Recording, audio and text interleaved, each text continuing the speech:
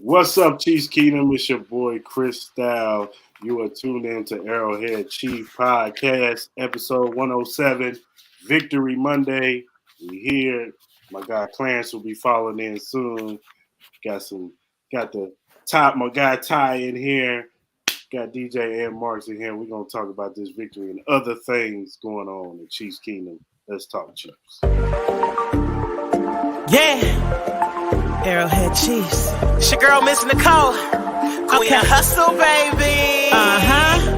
Started from the bottom, now we here. My homie at the start of his career. Let's go. Try to warn him early, hear the truth.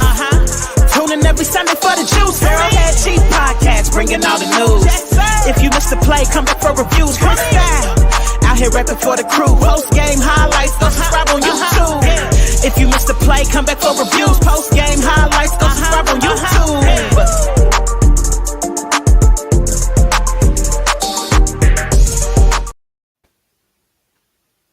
What's up, Chiefs Kingdom? Victory Monday. Hope everybody's having a good day. Arrowhead Chief Podcast, episode 107. What's up, fellas? How y'all doing, man? Doing good on this Victory Monday, watching all these coaches get fired. Hey, Victory Monday, one seed Monday. Yes, sir. We good. Yeah, it is definitely Black Monday, and everybody's getting their pink slips in today. Some of them deserve it, some of them don't. But, that's the NFL. Hopefully, Bieniemy gets a job. I doubt it, but that's another story. It's a story for another day. But let's talk about it, fellas. Like y'all said, Chiefs win 31-13. Number one seed. We got their bye week. We get to, the players get to rest, get healthy. And this was the game that we have been waiting for. This is the game that we wanted to see them look like going into the playoffs.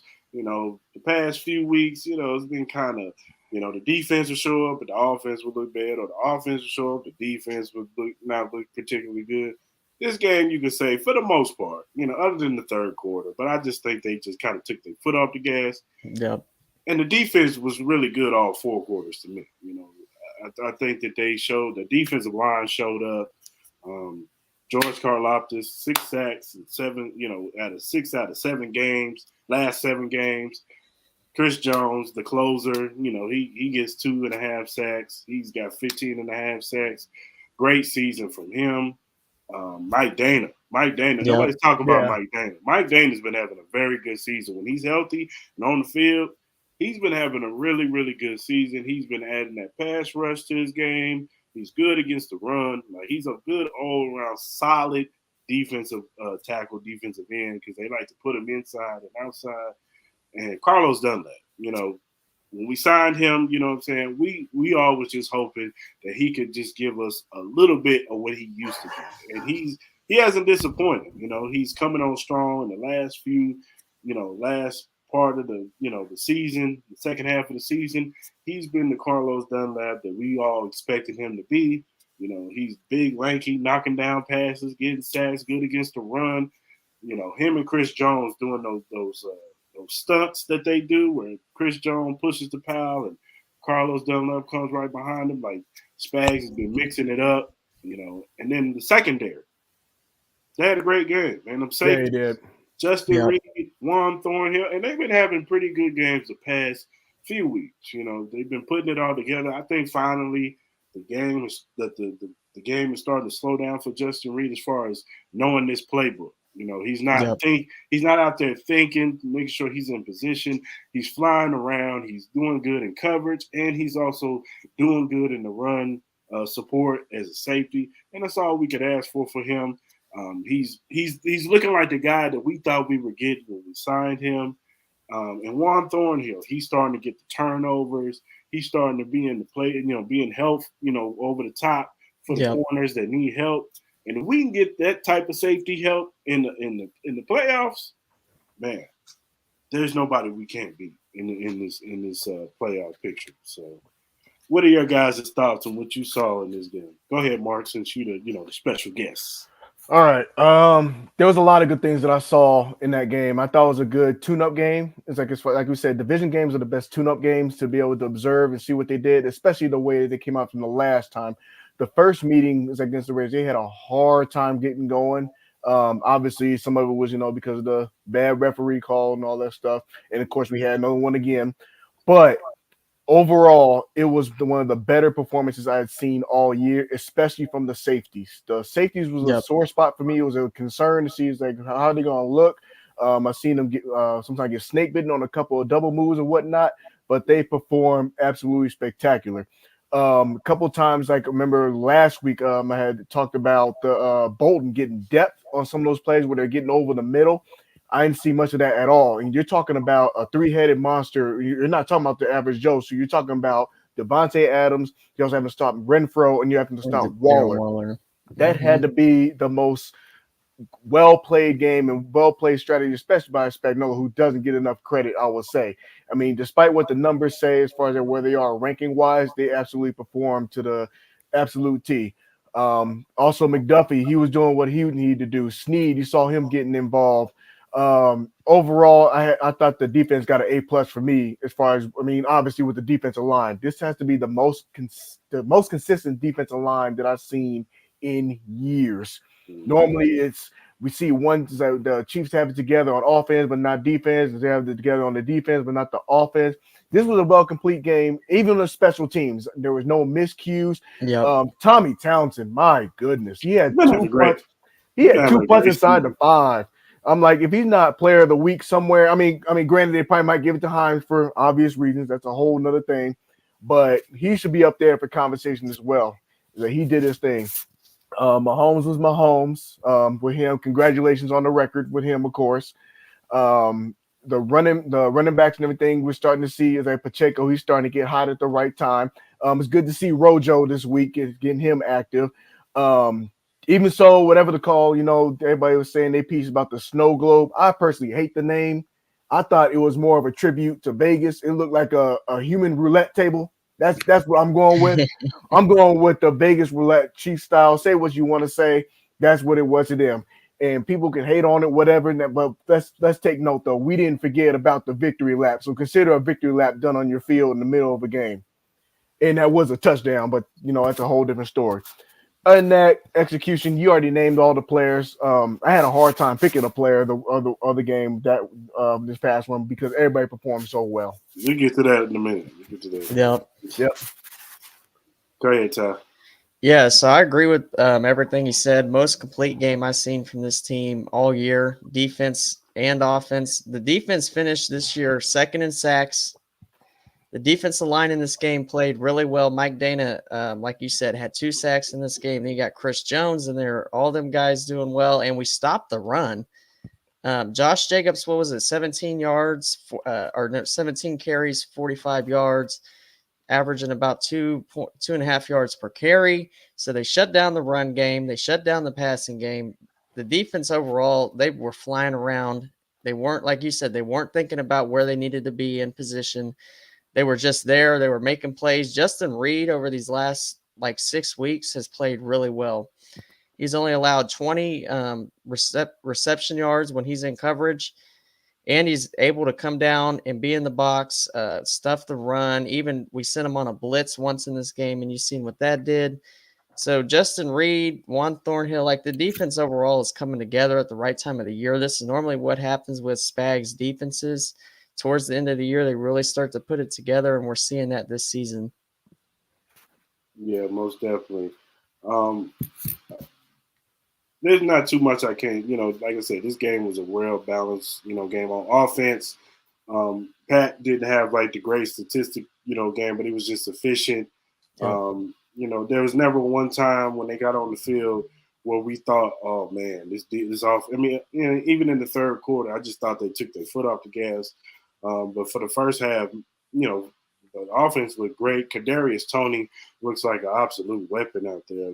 He's a playmaker. Only critique I have on him is he cuts a little bit too much for me. He cuts when he doesn't need to have to cut. Like that one play where Pat hit him on the outside. He broke the one dude's ankles.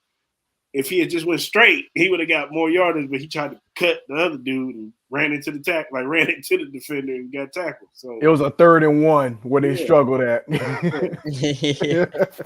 Yeah, he caught it. He got the first down, but like I said, he cuts too much. Like he's trying to make everybody look stupid. And it's like, all right, you got the first dude. Go forward, man. Just get some extra yards. But other than that, Kadarius Toney looks like a weapon. They're utilizing him. I'm excited to see him and McCole out on the field together. Whatever Andy's got up his sleeve, when he puts those two on the field together, it's got defensive coordinators shaking in their boots. I know they are. They can act like they not, but yeah, it's going to get crazy out there. So definitely looking forward to that.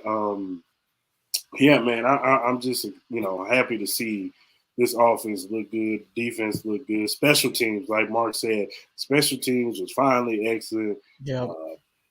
Buckner, he made all his kick, even though one of the PETs he tried to miss, but still, he wanted to miss it so bad, but he didn't. He made it, and Tommy Townsend has been excellent all year. Like, because the special teams have been so bad, he's kind of got lost in the sauce. But he's been great all season. He really has. He's probably one of the better, if not the best punter. He's one of the better punters in the league. Like, he's always kicking them deep inside the 5 or the 4 and getting good field position. So, shout out to Tommy Townsend, man. I know he's been getting a lot of slack because of the holds or whatever, but Tommy McAfee, Townsend. He's been good with the punts, so I have no complaints there at all. Now that the games are over, the AFC and NFC playoff picture is set. See if I can pull up this bracket real quick.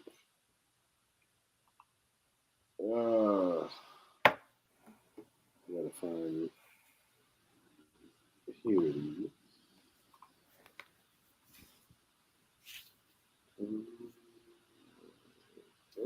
There it goes. So we got the brackets right here. So this weekend, wild card weekend, we got Chargers versus Jaguars, Ravens and Bengals, and Bills and Dolphins. They ain't got it on there, but Bills and Dolphins. So how are you guys feeling about the playoff bracket right now? As I spoke to a lot of people about this, actually, I was having a conversation with a couple people. These are all rematches. It's like you have a couple of division matchups. They're playing a third time, which is very tough.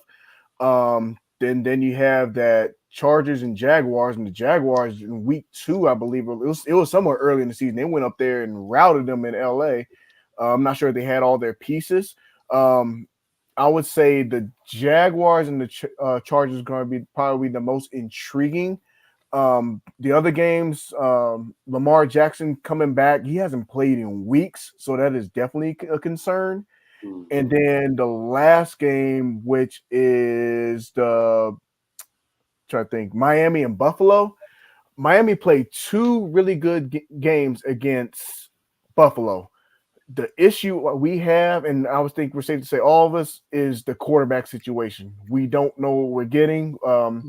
Tua, he has to be healthy. He has to play. If not, even with Teddy Bridgewater, I don't see them having a chance. I just don't see it. Yeah, I agree with that. I don't think they have a chance with Teddy Bridgewater. Definitely not with Skylar Thompson. Definitely not. But if Tua's out there, they could definitely give him a game. We already seen it. They went up there a couple weeks ago and only lost by 3 points.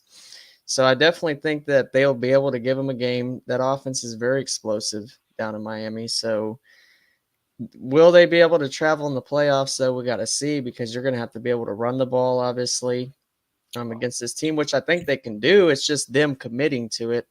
They got the running backs. Mostert's pretty good. Wilson. They just got to commit to that running game early on, and then that'll open up the deep shots to Tyreek and Jalen Waddle. Yeah, I mean, like you guys said, the Ravens and Bengals game and the Bills and Dolphins game, it all comes down to who's playing their quarterback. Yeah.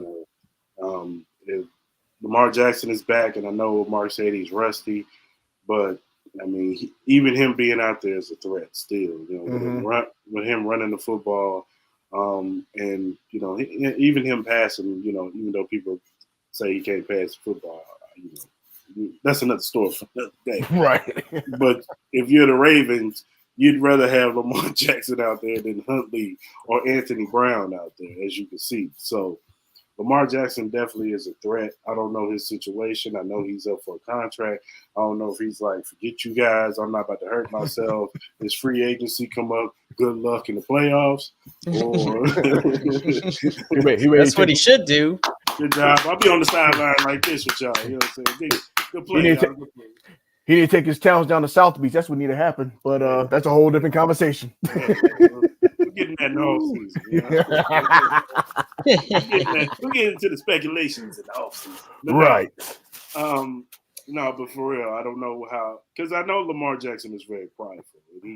He wants to be out there for his teammates. So I wouldn't be surprised if he plays, but also wouldn't be surprised if he doesn't play. So that's going to be the key to that game. And even if he does play, like Mark said, he's rusty. I just feel like the Bengals are just a well-oiled machine right now. They've been playing well, man. I can't, other than the Patriots game, and that's, you know, in the second half when Burrows didn't have the best half, you know, in that half, and Patriots almost, you know, beat them. They probably should have beat them, the Patriots are the Patriots. But they've been playing well, man, and they looked good yesterday. You know, like they ran all over they did what they wanted with the Ravens. So I just don't see that game being close regardless who plays quarterback. But I do think Lamar Jackson gives them a better chance to win that game. Most definitely. Than anybody else. Now, as far as the Dolphins and Bills go, it's the same thing. If Tua is out there, then the passing game is a little bit more of a threat. Now, what they need to do, hopefully they learn from that first game or that second game in Buffalo. Whereas if you get in 3rd and 2, 3rd and 1, and Chiefs Kingdom, we know about this also perfectly. Run the damn ball. Like exactly. Stop trying to throw these short passes to Tyreek. I get it. You got Tyreek Hill, and you want to use him anyway. Get him the ball. I get it. But man, Mostert was running all up down their throat, and you can run on them. But the Patriots were running all over them yesterday.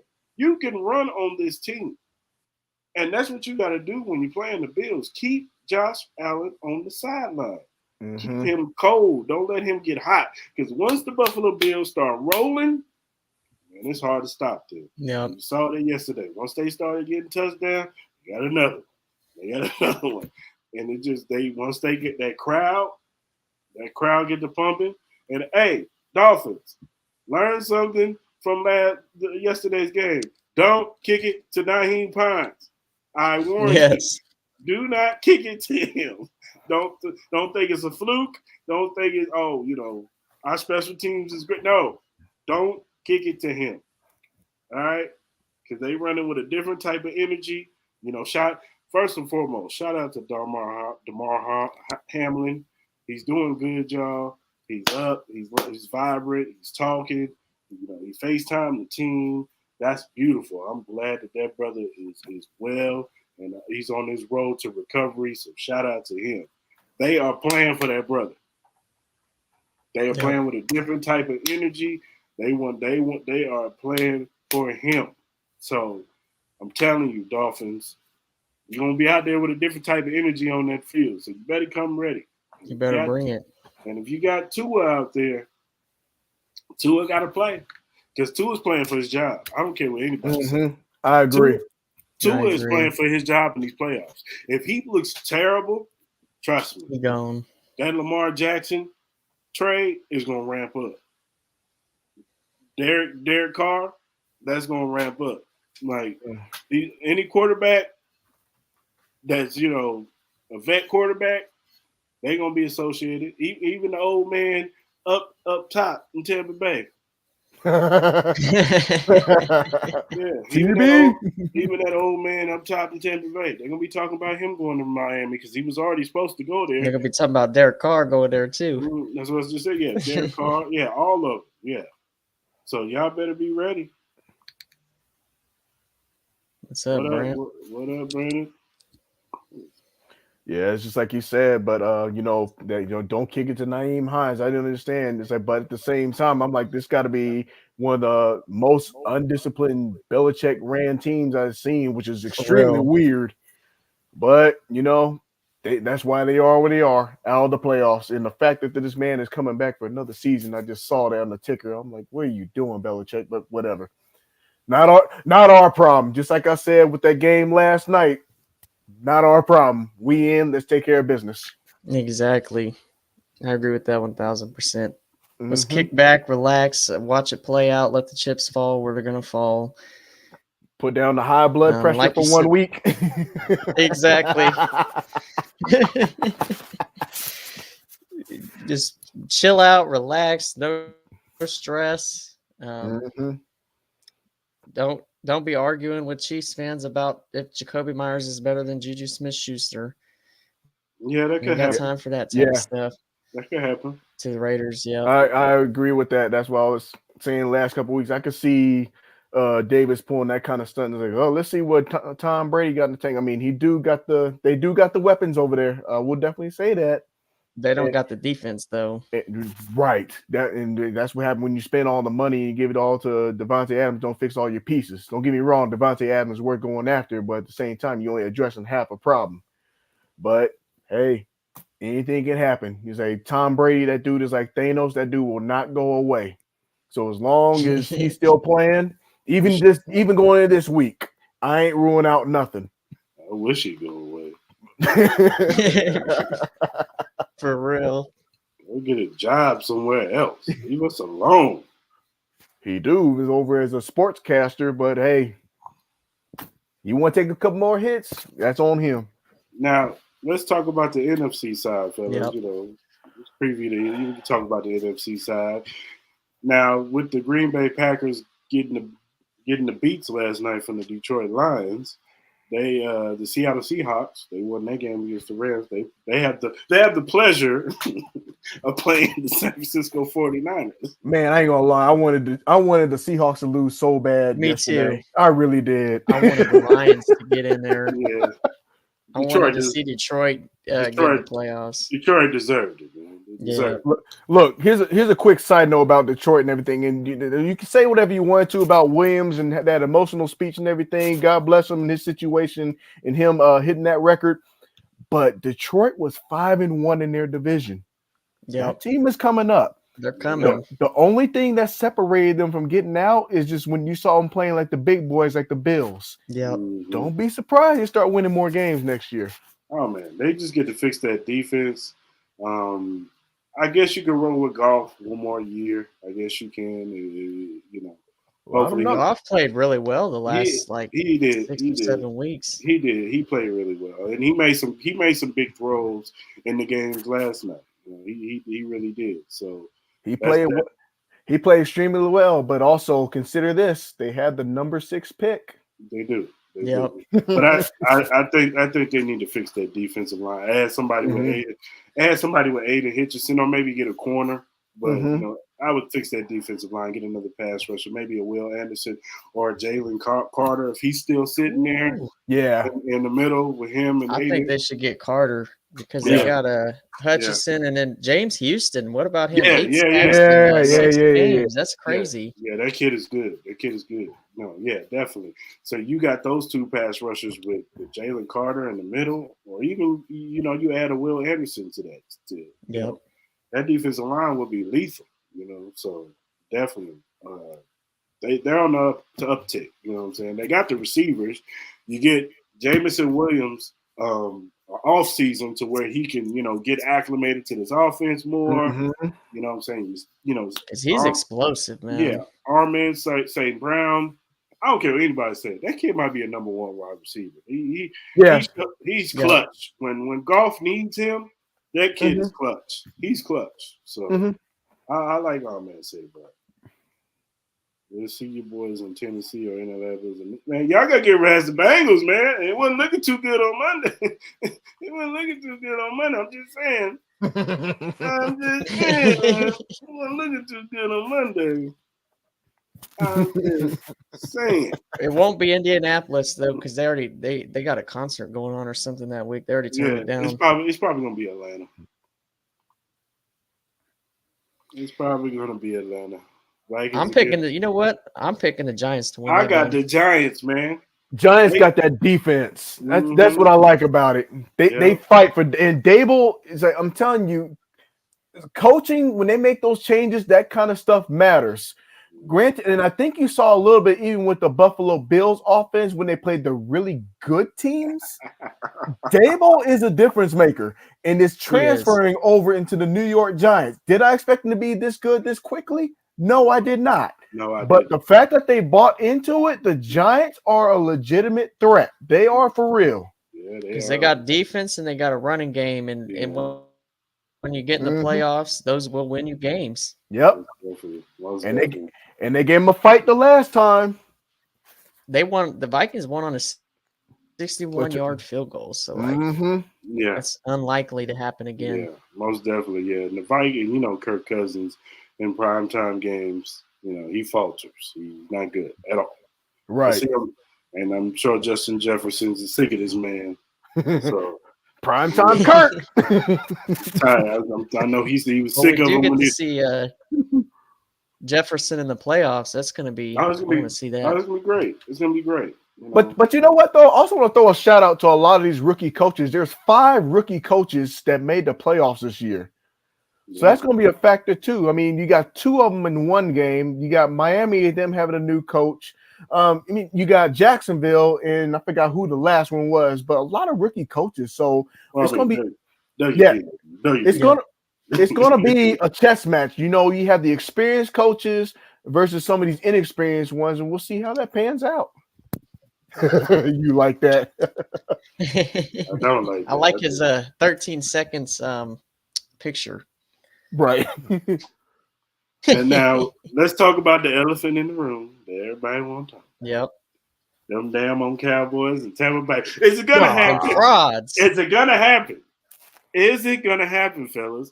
Are we gonna see the biggest choke ever by the Cowboys by losing to this old, decrepit Tampa Bay Buccaneers retirement home team? Here's the thing. It's gonna happen. Dallas has yet to beat Tampa Bay, or not Tampa Bay, Tom Brady in his career. Yeah. So the odds don't look too good for him. And like I said, that dude is Thanos. That dude will not go away. So as long as he's still breathing and playing on the football field, anything can happen. You never know. They got the receivers. Evans can mess around and have a big day. Who knows? All I would say is that defense. I mean, Dallas they've shown some things, but Parsons and they better come up clutch. He better. I'm gonna say this. I'm gonna pick Dallas to win the game because there's no way in hell that they should lose to this old ass team. I'm sorry. They're slow. They can't run the football.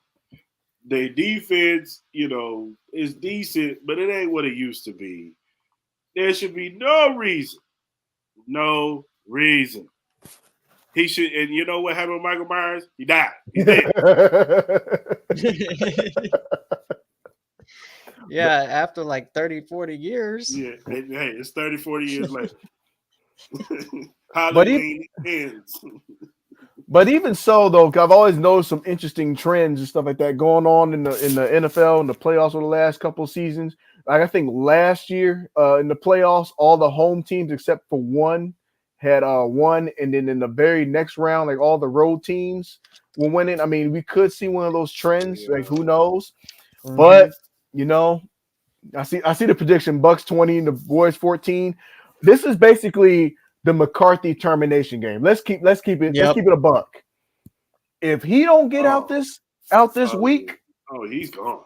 He's gone. They're going for Sean Payton. We gonna see. Yeah, they're going for Sean Payton. We gonna see the highlight reels on one of these sports networks by Stephen A. I'm gonna laugh. I might record it. As a matter of fact, record it and repost and knocking a couple of doors. If But Mike McCarthy loses to this old team, I think Jerry Jones is gonna shoot Mike McCarthy. I think.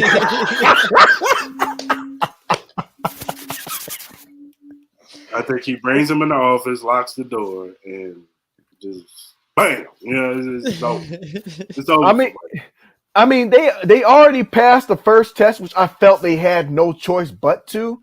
Everybody's talking about, oh, well, the Dallas Cowboys, they had this record. They only lost with 4 games or whatever. But you got to look at the strength of their schedule, too. Yep. This is where the big boys come to play, and you will find out, will their record speak for the way it is? And we've seen it in history. We've been, even as Chiefs fans, like even prior to injury, we've been victimized of having great records, but then we get to play the big boys, and then they come to show. So this is like teams like Dallas and Philly, they will be under the microscope. I think Dallas more so for obvious reasons will be under the microscope more than Philadelphia. The thing about Philly is how healthy is Jalen Hurts? Exactly. After this bye week, because he did not look healthy. He looked a little rusty yesterday. He looked rusty, just like we thought. It was like, well, the quarterback situations, it's like he came out rusty. I think they'll be okay. Like depending on the seeding, I'm looking at it right now. I mean, I probably say worst case scenario. I mean, even so, they might play the Giants. Like I said, if that comes up to fruition and the Giants end up beating the Vikings, that could very much happen. That'll be a tough game for Philly because the Giants know them so well.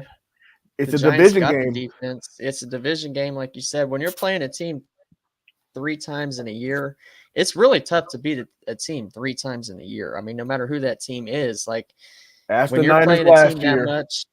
Yep. Mm-hmm. The Niners. Yeah. Who did they fall? They fell to the Rams. Yep. What's his name? Should have had that game won though. The safety. Oh yeah, definitely. But in this Dallas game, I'm definitely picking the Buccaneers. Look, Dallas looked absolutely terrible yesterday, and Dak Prescott has been turning the ball over at an alarming rate, like over the last 6 or 7 weeks.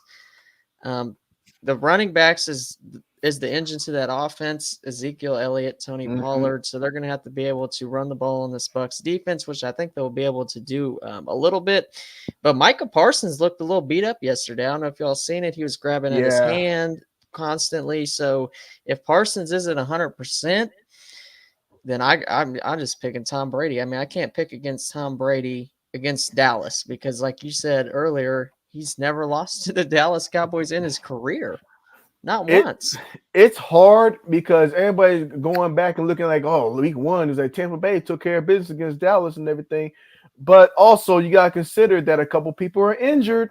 They had a couple key injuries. Some were lost for the season. They're beat up on the old line. They lost one of their defensive threats on the line. But here's the playoffs, though, where teams make the best. They take the thing that you're great at, and they will take it away. I'm pretty sure they're going to be keyed in as far as they can addressing the combination of Ezekiel Elliott and also dealing with Pollard. I'm sure they're going to have a plan to even stop those receivers and CD Lamb, and they're going to have a plan for that. So these boys better be ready to roll, or they're going to get rolled on, laughed at, and beyond. And that San Francisco game could get, I expect San Francisco to win, but it could be interesting because it's a division game. And we got to see what Brock Purdy's going to do in the playoffs because, I mean, it's a whole different game. Like Mark said, they take away your strength. So they're going to take away his strengths, and they're going to make him beat him a different way. So we'll have to see how that goes. And there's more tape on Purdy. I mean, every week he plays, there's more tape for defensive coordinators to be able to look at. I will say this, the 49ers is still my pick to come out the NFC. Too. They've come in hot. The last time they lost was against the Kansas City Chiefs. They're on a 10-game winning streak. They got Debo back at the right time, so he started getting a little momentum. Elijah Mitchell came back too. Yeah. I mean, I don't really see anybody beating this team still. At the end of the day, I still have Philly and 49ers in that conference title game as long as Hurts is able to stay healthy. But this is the playoffs where anything can happen. Yep. Yeah. Just reported Raheem Mostert suffered a broken thumb. So his status is in doubt against the Bills. Yeah, Buffalo by 100. Jeez, that's the worst too to get. That's what we're saying.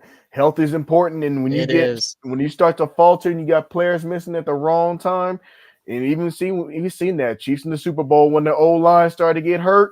Yeah, it was an onslaught. Yeah. Mahomes was running for his life. And still making plays. And making plays. Players just dropping the ball. Catch the ball, man. We got different games. Different games. But we got an interesting playoffs though. It's a very interesting. And brings me to my next question, fellas. Who is the Chiefs' biggest threat in the playoffs? Cincinnati. Until we beat them, I'm going to say it's Cincinnati. I would say Buffalo. They beat us earlier in the regular season, but every time in the playoffs we have their number. So I'm not going to say Buffalo. I'm going to say Cincinnati. We got to beat them. Like if we go up against Cincinnati, this is our time to slay the dragon. This is our time to, show who we really are and that we are the best team in the AFC. It's not you. It's not Joe Burrow over there smoking them damn cigars. I'm right there with you on that one. I would definitely say the Bengals. The Bengals are the best team in making second half adjustments. We've seen Buffalo falter because they didn't make second half adjustments. Even so, it's like some of their key losses when they lost to Miami because they failed to make second half adjustments. When they lost to the Vikings, as a matter of fact, failed to make second half, and also the part of the debacle, which I still don't understand how in the world you fumbled that whole situation away. But that's just football. That whole thing, granted, you can slice it and dice it however you want to, home field advantage, neutral field or whatever. We always said that one key game could cost you. Last year, it was when they played the Jacksonville Jaguars. And that cost them home field, and the Chiefs ended up having home field, and the rest was history. This year, the Minnesota Vikings, that could have been that one opportunity where they could have had it outright, regardless of the whole situation that happened last week. But Cincinnati, they're the hot team. I mean, granted, we have three hot teams. If you look at the AFC standings, you look at the how they're trending. Chiefs are on a 5-game winning streak. I don't know about that one. The Bengals are on an 8-game winning streak, and Buffalo, I believe, is on a 5-game winning streak, or if more. I can be wrong on that one, but they're trending in the upward direction, and that can be very deceiving because, granted, they play some good teams down the stretch. Chiefs had more so the tune-up games, I would say, but they did have that first half stretch to prepare them, especially these young corners. I can't believe what he's saying that. They had all that. Bills is in trouble. Okay, it is Skylar Thompson out there. Calvin Johnson, Lawrence Taylor, the Bills. Jerry Rice and Barry Sanders. No, they ain't beating that team. I could play quarterback for that team. Barry Sanders was the Detroit Lions, so you didn't need an old line for him. Let's be honest with you.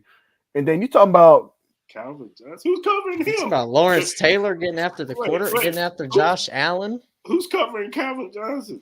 Nobody. Josh Allen might not make it out of that game with Lawrence Taylor, and I'll just say it like it is. Josh Allen might not make it out of that game. Put pressure on that man too. That's one thing I did like. If you paid attention to that game closely, New England was getting home. They was getting there. In Cincinnati, they're a team that know how to get home and they know how to get to the quarterback. I mean, even so, I believe that Cincinnati was the better team going into the Monday night game. I still think they're the better team going into if they were to meet each other. It's a strong possibility. Chiefs will fall to the Chargers. Cut it out. First of all, I don't want to hear nothing about the Chargers until y'all get a smarter coach, because that Chargers coach Staley is throwing away the season the last 2 years. There's no reason for that coach to have been playing their starters whatsoever. Yep. And the crazy part about it is like, if you haven't learned that, that dude from the Raiders Stadium, I'm not sure if y'all saw that sign where it said the Raiders deserve better. So do the Chargers too. My goodness. What in the world? You're playing Mike Williams, Joey Bosa. Mike Williams got hurt. Joey Bosa got hurt. Like, Williams don't even need a number. He need a handicap sticker on his jersey because I'm getting tired of seeing him on the side. That dude is too good and too valuable for them to not have. If he's out for any reason, and you're giving Jags to win. Andy Reid a week to prepare for these teams, and you think we're gonna lose? I think this Bills channel is just a little salty about the 13 seconds, the AFC Championship games a couple years ago. They're in their feelings. That's what I'm going to say. Yeah, they're in their feelings. It's okay. It's okay. Go ahead and be in your feels for a little while. It's all good. But fall to the Chargers. I'm not worried about it. Get a stable home. My goodness, you only been in LA for 2 years. We don't even know. They could be in Mexico for all I know next year. The way it's going. they don't got any fans showing up. Honestly, the Chargers should have came to Vegas, and they should have took the Raiders to LA. But That would have made a lot more sense. I digress. Yeah. I digress. All right, everybody. Black Monday's here. People are getting their pink slips, getting fired left and right. Cliff Kingsbury got fired. Not surprised. Who else got fired? Lovie Smith got fired. Lovie Smith. That wasn't surprising. I don't know who else got fired. I haven't heard of anything else, but you mentioned Cliff, right? Yeah, he did. I mean, I think everybody, for the most part, I think a lot of people saw that coming. Yeah, Cliff needed to go. He didn't deserve that job. He got that job because he has Patrick Mahomes' phone number. And Sean McVay's. Cool you're Sean friends McVay. with Pat? Okay, you're coming here. Oh, you know Sean McVay? Oh, okay. Yeah. Y'all You kicking? know McVay? Hold on. Did Cleveland make a coaching change? Because I did hear something about They fired their defensive coordinator. Okay, that explains why they're talking to. Okay, that makes Flores. sense. Yeah. Okay. Yeah, that makes sense. But even so, technically, he probably should be on the hot seat too. I mean, but you know what? It's not just him. It's not just him in that situation because even so, I was still questioning the whole quarterback situation and paying all that money to somebody who hadn't hit the field in 2 years, and I'm like, I'm not sure how that's going to work out. I think they're banking on that. Hopefully next year he'll be back. Back to himself and back to. I think he will. I think he will too.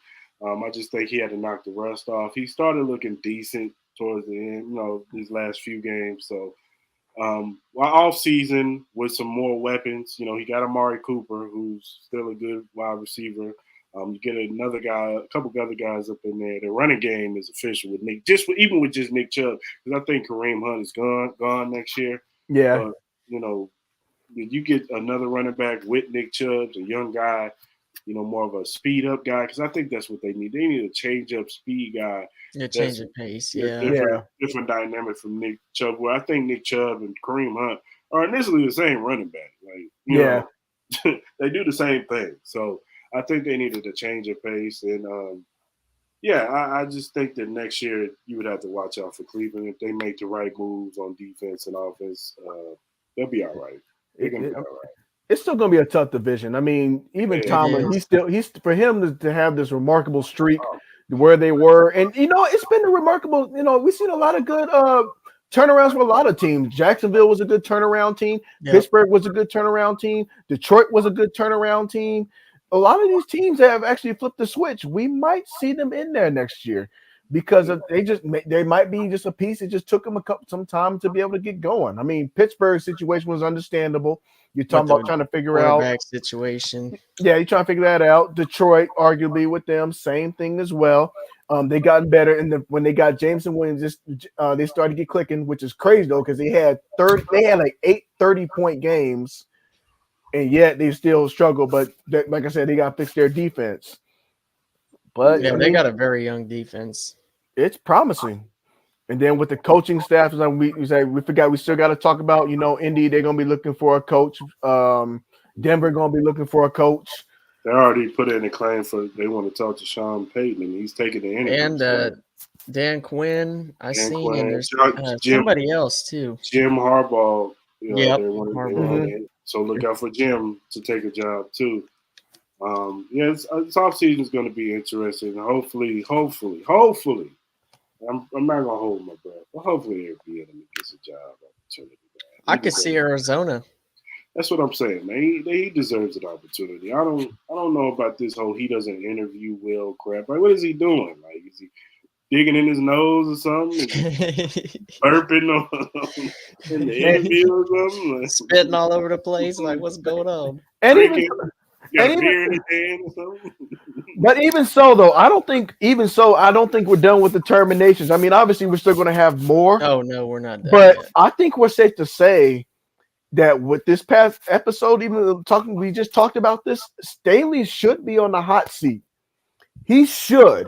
If they lose that game to the Jags, If they get smoked like they did earlier in the season by the Jags, if they get smoked, yeah, he might be on the hot seat for real.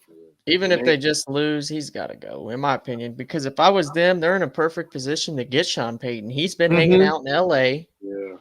Ever since he retired. He's out there with Colin Cowherd doing all these shows.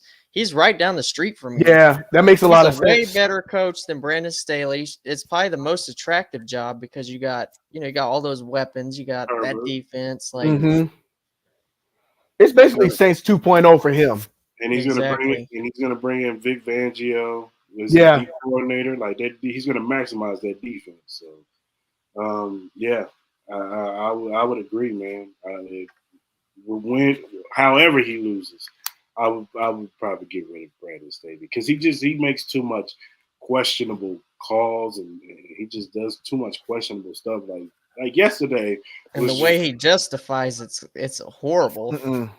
Just like yesterday, I get it. You want to get guys fresh, okay? Get him a quarter in, and then get him out of the game. Yeah. You know what I'm saying? Because you playing them the whole game for nothing. What's the reason for what? But also, I think part of that too was the inexperience. You're talking about another coach that has yet to have been to the playoffs, and this is his first rodeo. Is like some coaches, I think they get over ambitious and they want to say, "Oh, I want to make sure that they're fresh and ready to go," and it backfires. And this could be one of those situations. Now you got questions with will Williams be healthy enough? What's his status? And Bosa, I'm like, you got to be smarter than that. Yeah, definitely. Well, the top 10 of the draft is out now. It's finalized. We got Chicago, Houston, Arizona, Indianapolis, Seattle, which they got that pick from Denver, Detroit, Las Vegas, Atlanta. Carolina, and then the Eagles got another pick, I think, from Tennessee. New Orleans. Oh, New Orleans. Yeah. So yeah, the top 10 is pretty much. It was actually the top 18, but yeah, the most important everybody's gonna be looking at is this top 10. You're gonna see all these mock drafts from the Todd McShays and the Mel Kipers, and look who's there. I don't see his face though. Where you at, Clarence? I don't see your face, Clarence. On the road again. Are you on the road? It sound like it. And he's out. We thought we had Clarence, people. He fell out. We had him for a minute. He might come back in. Rant session. Hope not. He got nothing to rant about. We got the number one seed to look good on. Oh no, there's something to rant about. There's something out there. We can make something up. Who knows? I can piss him off and make him rant. Who knows? We can rant about whatever. We'll figure it out. Clarence. Maybe we should rant about this Jacoby Myers better than Juju Smith-Schuster talk. No. What? Who? I don't want to hear that. At least Schuster throws to the right team. I'm just saying. But you know what? I'm not ridiculing Jacoby Myers for that. It was Stevenson's fault. He shouldn't have pitched the ball in the first place. No, he should have just went down and took it to overtime. And took it to OT. He put Myers in a compromising spot. Yeah. I'm sitting here looking at this top 10 draft order though, but to be honest, everybody hold on, Mark. Everybody was killing the Texans for winning that game, but it's like they got the number 2 pick. Like They're getting picks, 3 CJ or picks. Bryce no matter what. You know, you never know. Chicago might get that one pick and they're going to get a defensive player. They might get a wide receiver. You never know. I think they will. But on the flip side, I think they trade down. I think they trade down, get two get more some more picks, and get and let somebody reach for Will Levis. I can see Atlanta trading up to get their quarterback. Well, they got Ritter. They got to see what he's got first. Atlanta, Indy. I like Ritter though. I think Ritter needs an off season with these weapons. And, they add another receiver to that room. I could see Indy the most more than anything. They had never recovered because Chris from Ballard, that retirement. Let me tell you something. I'm so happy that we did not make Chris Ballard our GM. I know because he is a cheap bastard. I just want to tell you. Cheap ain't even strong enough word. Every year the Colts have all this money and they never do nothing. Spend it. They never do nothing with it. They never do nothing in the draft. They don't move up, go get nobody. They don't get nobody in free agency. They just stand pat. And it's like, I'm so glad we didn't get Chris Ballard. He's just not good to me. I don't think he's terrible. I don't think he's a good GM. Personally. Brett Veach is light years ahead of him. Oh yeah. Light years. That's proven. Even John Dorsey's better than him. John Dorsey was just terrible with the cap. Jeez. He's just writing everybody checks. That was the problem with him. Too late. He was writing them too late. We're going to see another year. No, man, sign him now. Exactly. So, yeah. But, yeah, I think the Texans are still in a good spot to get the quarterback of the future. Arizona's going to be interesting. They'll probably get somebody on defense, especially since J.J. Watt is just retired. They probably need somebody on that defensive line. Well, it depends on the coaching situation. There's like certain teams you got to wait from their coaches, like Indy, Arizona, Carolina. I think Wilkes will stay in Carolina. I think he did enough to keep. I think he should. I think he should. Because he maximized Sam Darnold. Wilkes needs to keep his job. Yeah, Wilkes was not bad. He wasn't bad with Carolina. They just with the Cardinals, they just gave him 1 year. They gave him 1 year with a terrible quarterback, Josh Rosen. Which I thought Josh Rosen was going to be that dude. And I did. I thought Josh Rosen was going to be that dude. I knew he wasn't going to be that dude when he said there was 10 mistakes ahead of me. I said, okay, this is good. Any quarterback that said that, you should automatically do not trust him. I got a not trust list. He's probably up there in the top 5. I'm just saying, man. I thought he was going to be something. You can't say that. You didn't see Mahomes saying that about Trubisky. Yeah, even though it was Trubisky was making a bigger deal about what he wanted to be called. Now is another one that puts you on my. But he did that. I want to be called Mitchell. Mitch, Slappy. I don't care. You ain't doing nothing. Then Seattle and Detroit's going to really be interesting because they can build upon, what they already got. Seattle's going to be interesting because it's going to tell us how they feel about Geno Smith. I think they roll with Geno. I do too. I think they give him a 2-year deal, like 2-year extension. Nice contract that's friendly for them and good for him. Yeah, Seattle did well. I mean, they drafted well last year too. Yeah, that's what helped them big time. You add to that. Woolen was a steal. Mm-hmm. That running back Kenneth Walker was a good pick. Yeah, they had good picks all around. They just need to add to that defensive room. Just add to the defense. Get a pass rusher or something like that. That's what they need. Detroit, same different. We talked about that. We don't care about Vegas. Vegas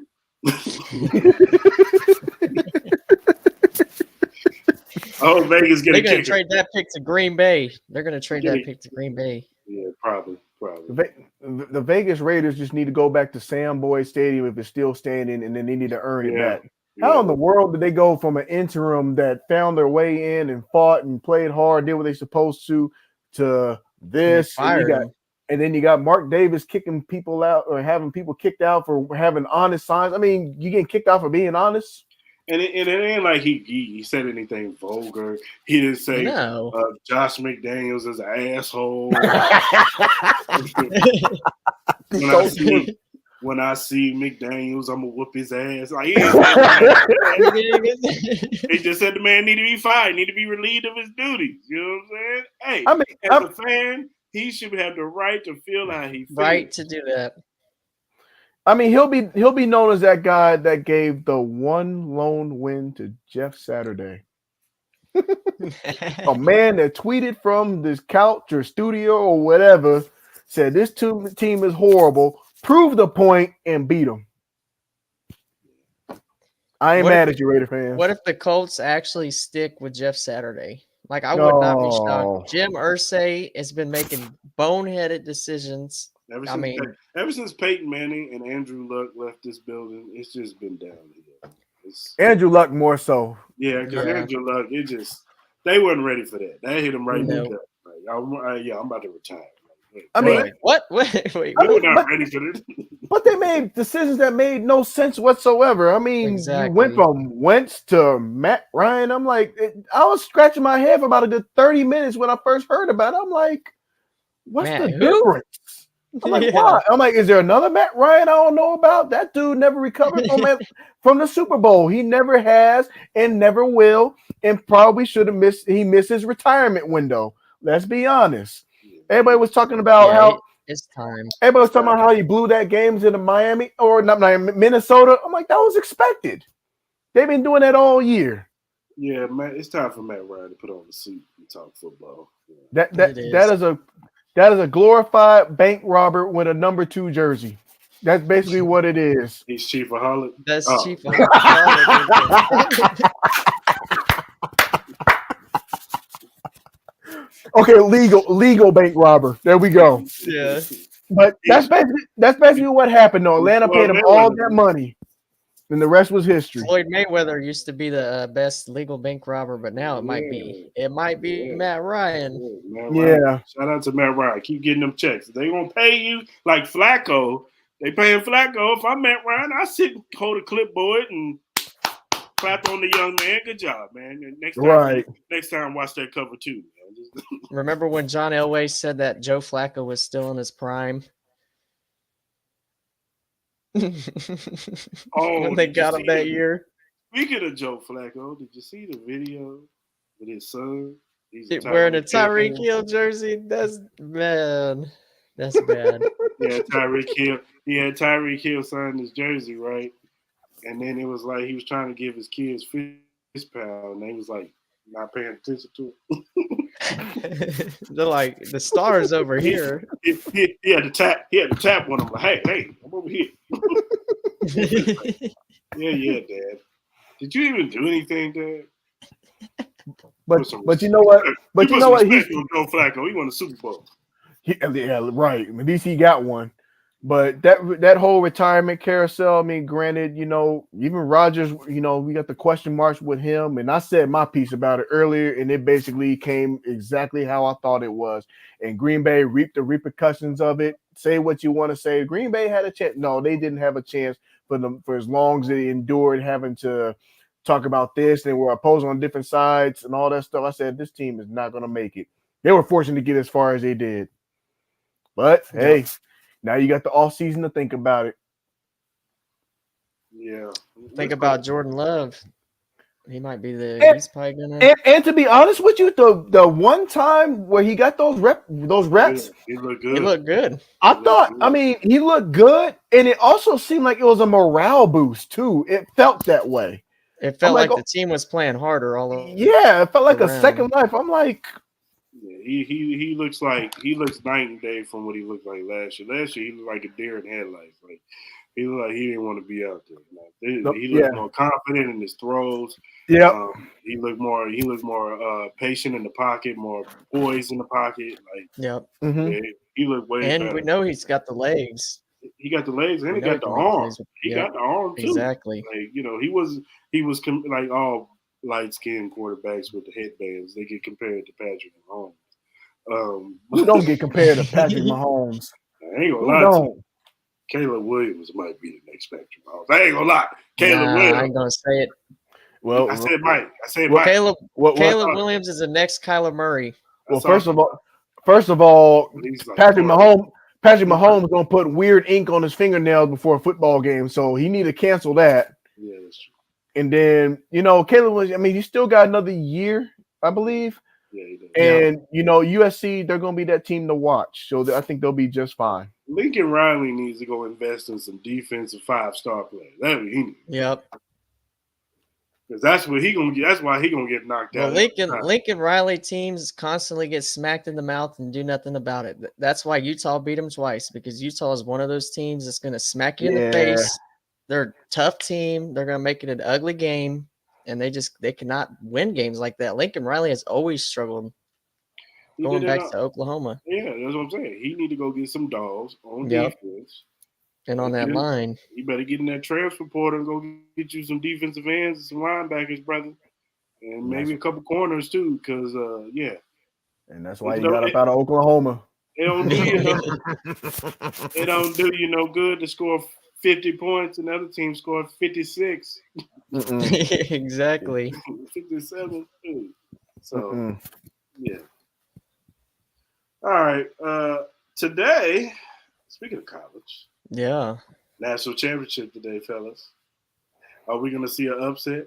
Or are we going to see the perennial SEC dogs, as in the Georgia Bulldogs, dominate the Horned Frogs? I don't think they're going to dominate. I will pick Georgia to win this game, but Max Duggan is like the toughest quarterback in college football. He reminds me of Tim Tebow with a lot better arm. Quentin Johnston is a really good receiver. If he can get going, then that's going to be a huge key. But I think TCU will make it a game. I do got Georgia winning, though. I mean, it's hard to pick against that defense that Georgia has. I still don't like Stetson Bennett. I still just think that he's a game manager in college. He's 27 years old in college. I think that drives me crazy, too. That's why I don't like him. Yeah. It's hard to repeat as a champion in anything. We know that. NFL, college, even looking at previous teams, like as far as historically they go back to back, even with teams like Alabama, who's normally in the situation every year. Honestly, I see it being decided by a last-second field goal. That's what I think. And quite frankly, I think the Horned Frogs are going to get it done. I like to hear that. Here's my thing, dog. Max Dagger can't turn the football over. If he gives Georgia extra opportunities, it's going to be a smoking session. I'm going to tell you that right now. Oh, guess who wants to come in at the last freaking minute? You're late. You're late. Up, I'm docking your pay. Hey, yo, listen, I done heard everything, basically. I'm docking your pay. I ain't worried about it. I'm shutting down the studio. Give my sick time back. That's my PTO. Yeah, right. Got that PTO saved up. You feel me? Y'all see what it is. What's going on, Clarence? How you feeling? I'm cooling, bro. You good? How y'all feeling? How y'all feel festive about these playoffs? Of course. Yeah. We good. Feeling good. We good. We wait. How did you feel about the game on Saturday? Right. We didn't get your opinion. At least Ronald Jones got to play. That's all At least Nick Bolton, Ronald Jones got to play. So that's all. That's all you took away from that. What else am I supposed to take away from it, Chris? Defensive line looks good. Safeties look great. I'm not doing Safeties look great. Nope, absolutely. Safeties look great. That's what they're supposed to do against the Raiders. Ain't they supposed to play like that against the Raiders? Let's see how he does. Everybody almost play like that against the Raiders this year. That's what they're supposed to do. That's what they're supposed to do. So what I mean, no, you're right. You're right. You're only doing what you're expected to do as the AFC West division champ. You're supposed to play like that. Yeah. It's just like if you go to your job and you know the level of expectation, but you do it below that level of expectation, everybody gonna be looking at you like, Chris, what the fuck are you doing? Well, there ain't no expectations at my job. So. Okay, well, but morale is low at my job. Aim low. The morale is low at my job. The years boxing in the back. The years ago, Belichick. Get on in the back 10 so we can slap box. The years ago, Belichick, you had one job. That's the mindset. Chris be slapping people too hard. When he slap box, we ain't slap boxing with Chris. He be trying to slap shit out of people. All the time. I want to slap shit out of some managers. But no, man. I mean, that's how they were supposed to play, though, dog. You know what I'm saying? Like they supposed to finish the Raiders. You know Yep. what I mean? Like you were supposed to do that last week against Denver, but I digress. But anyway, They play to level their You competition still on lately. Denver. It's good to see a change. anyway, yeah. That's what it is. That's what it is, Ty. He mad about the Denver game. I know. Why wouldn't I mean? Like you feel confident with them going into the playoffs playing like this?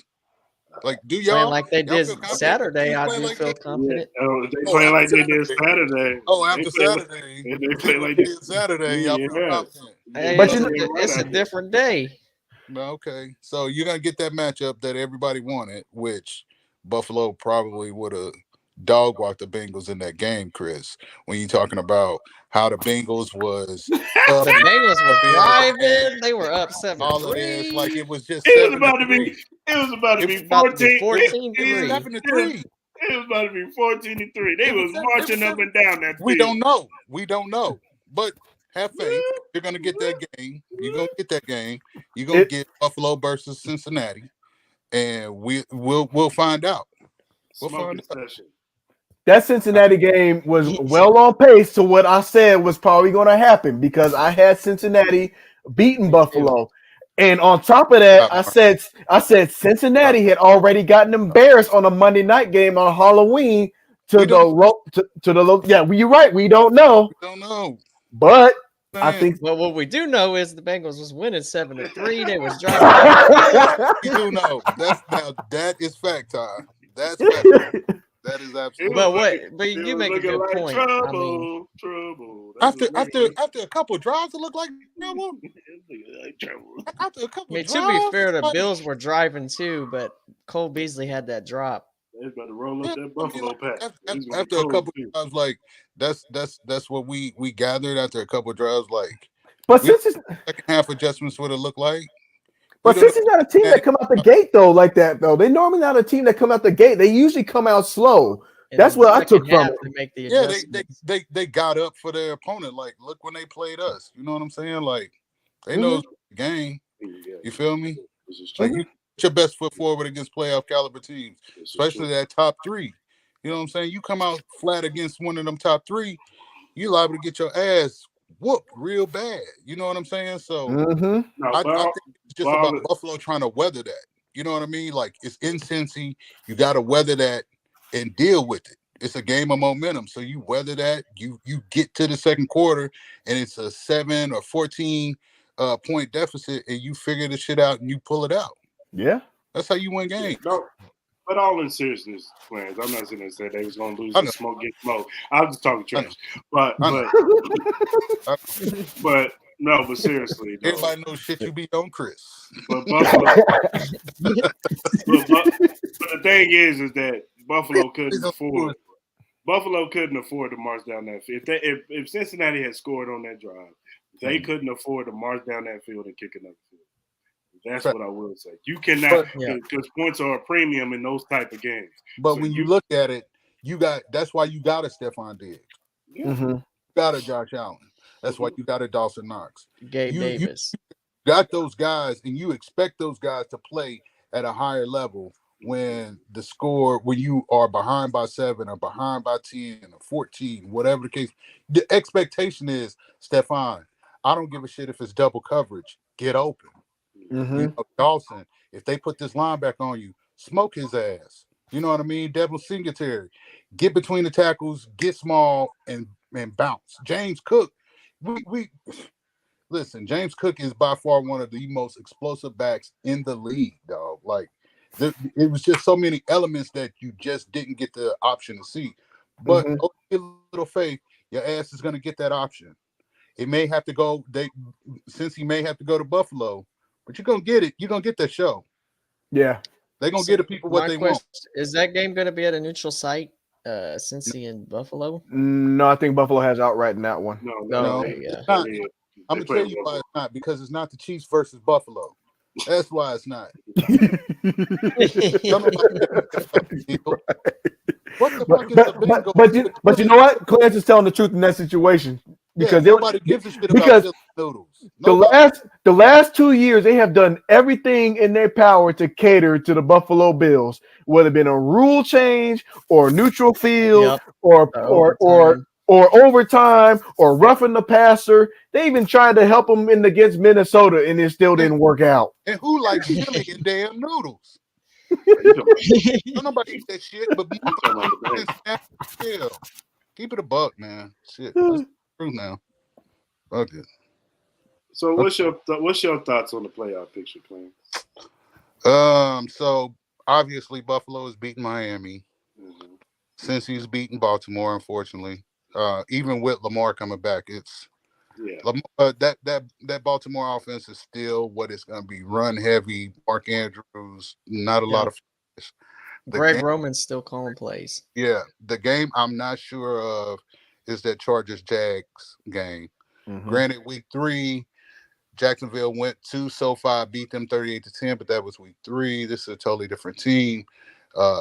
Palmer is a dog. Keenan Allen, like they playing with house money and they don't care. So that one's up in the air for me. I hope Jacksonville wins it because I don't want the Chargers coming to Arrowhead. Of course, the Niners are beating Seattle. I think Kirk Cousins will beat the Giants, man. I think this is a perfect storm. It is real easy for him to beat the Giants. Like the Giants play really good defense, but it's not enough that Kirk Cousins can't overcome. Like this is a simple task for him. Beat the damn Giants. Like that's relatively easy for him. And I'm still on the fence with this Tampa Dallas game because if Tampa has health on their side, health Mhm. meaning offensive line, Tristan Wirfs, Ryan Jensen, if Ryan Jensen comes back, if they solidify those guards and get some help up front, Tampa can keep this game within 3. Tom will come back and beat the Cowboys. So I'm on the fence with that Jaguars Chargers game and that Dallas Tampa game. Those are 2 games I'm not too sure of at this time.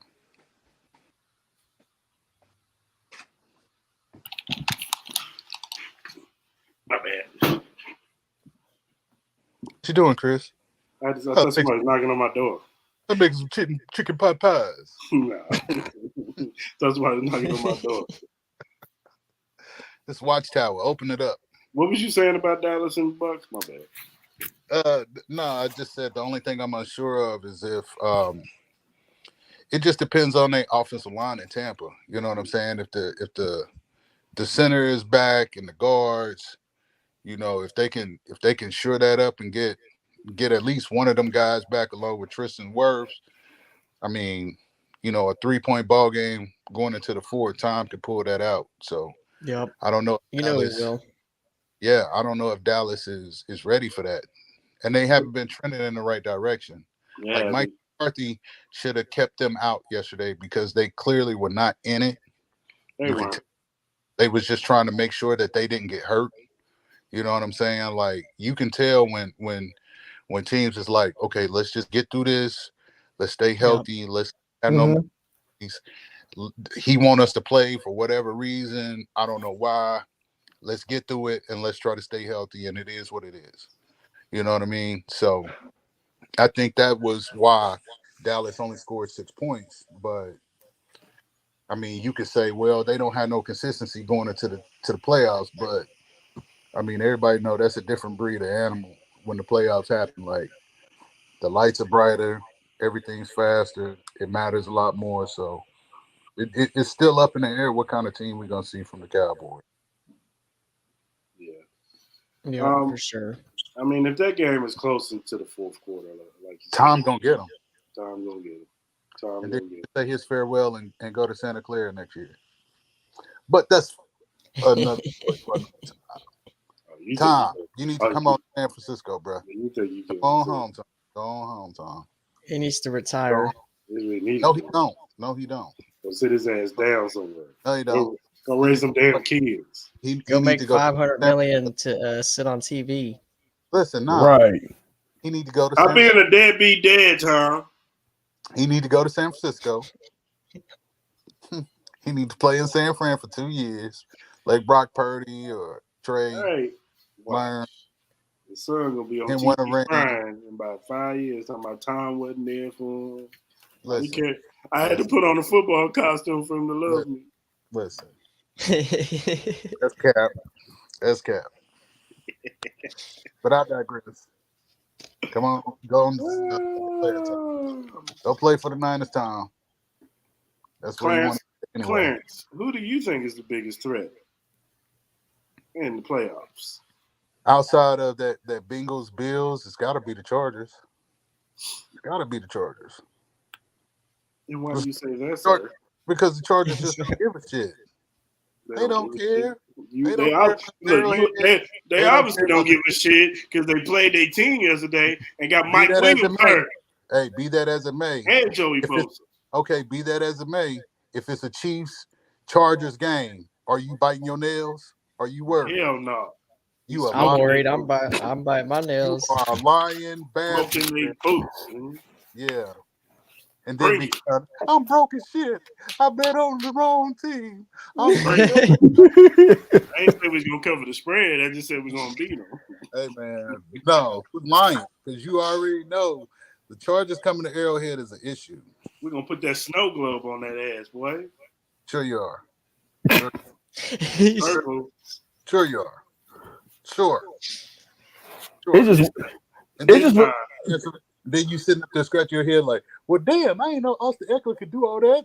Gerald ever play like that? When Gerald ever do that? Gerald ever ain't worried about that. Justin Obama ain't never did that. Because when Juan Thornhill laid the wood on him, sure, and make him fumble the football. Sure. It's just there's no issue as far as with the Chargers. We know that the Chargers are a good team. They got the personnel to do it.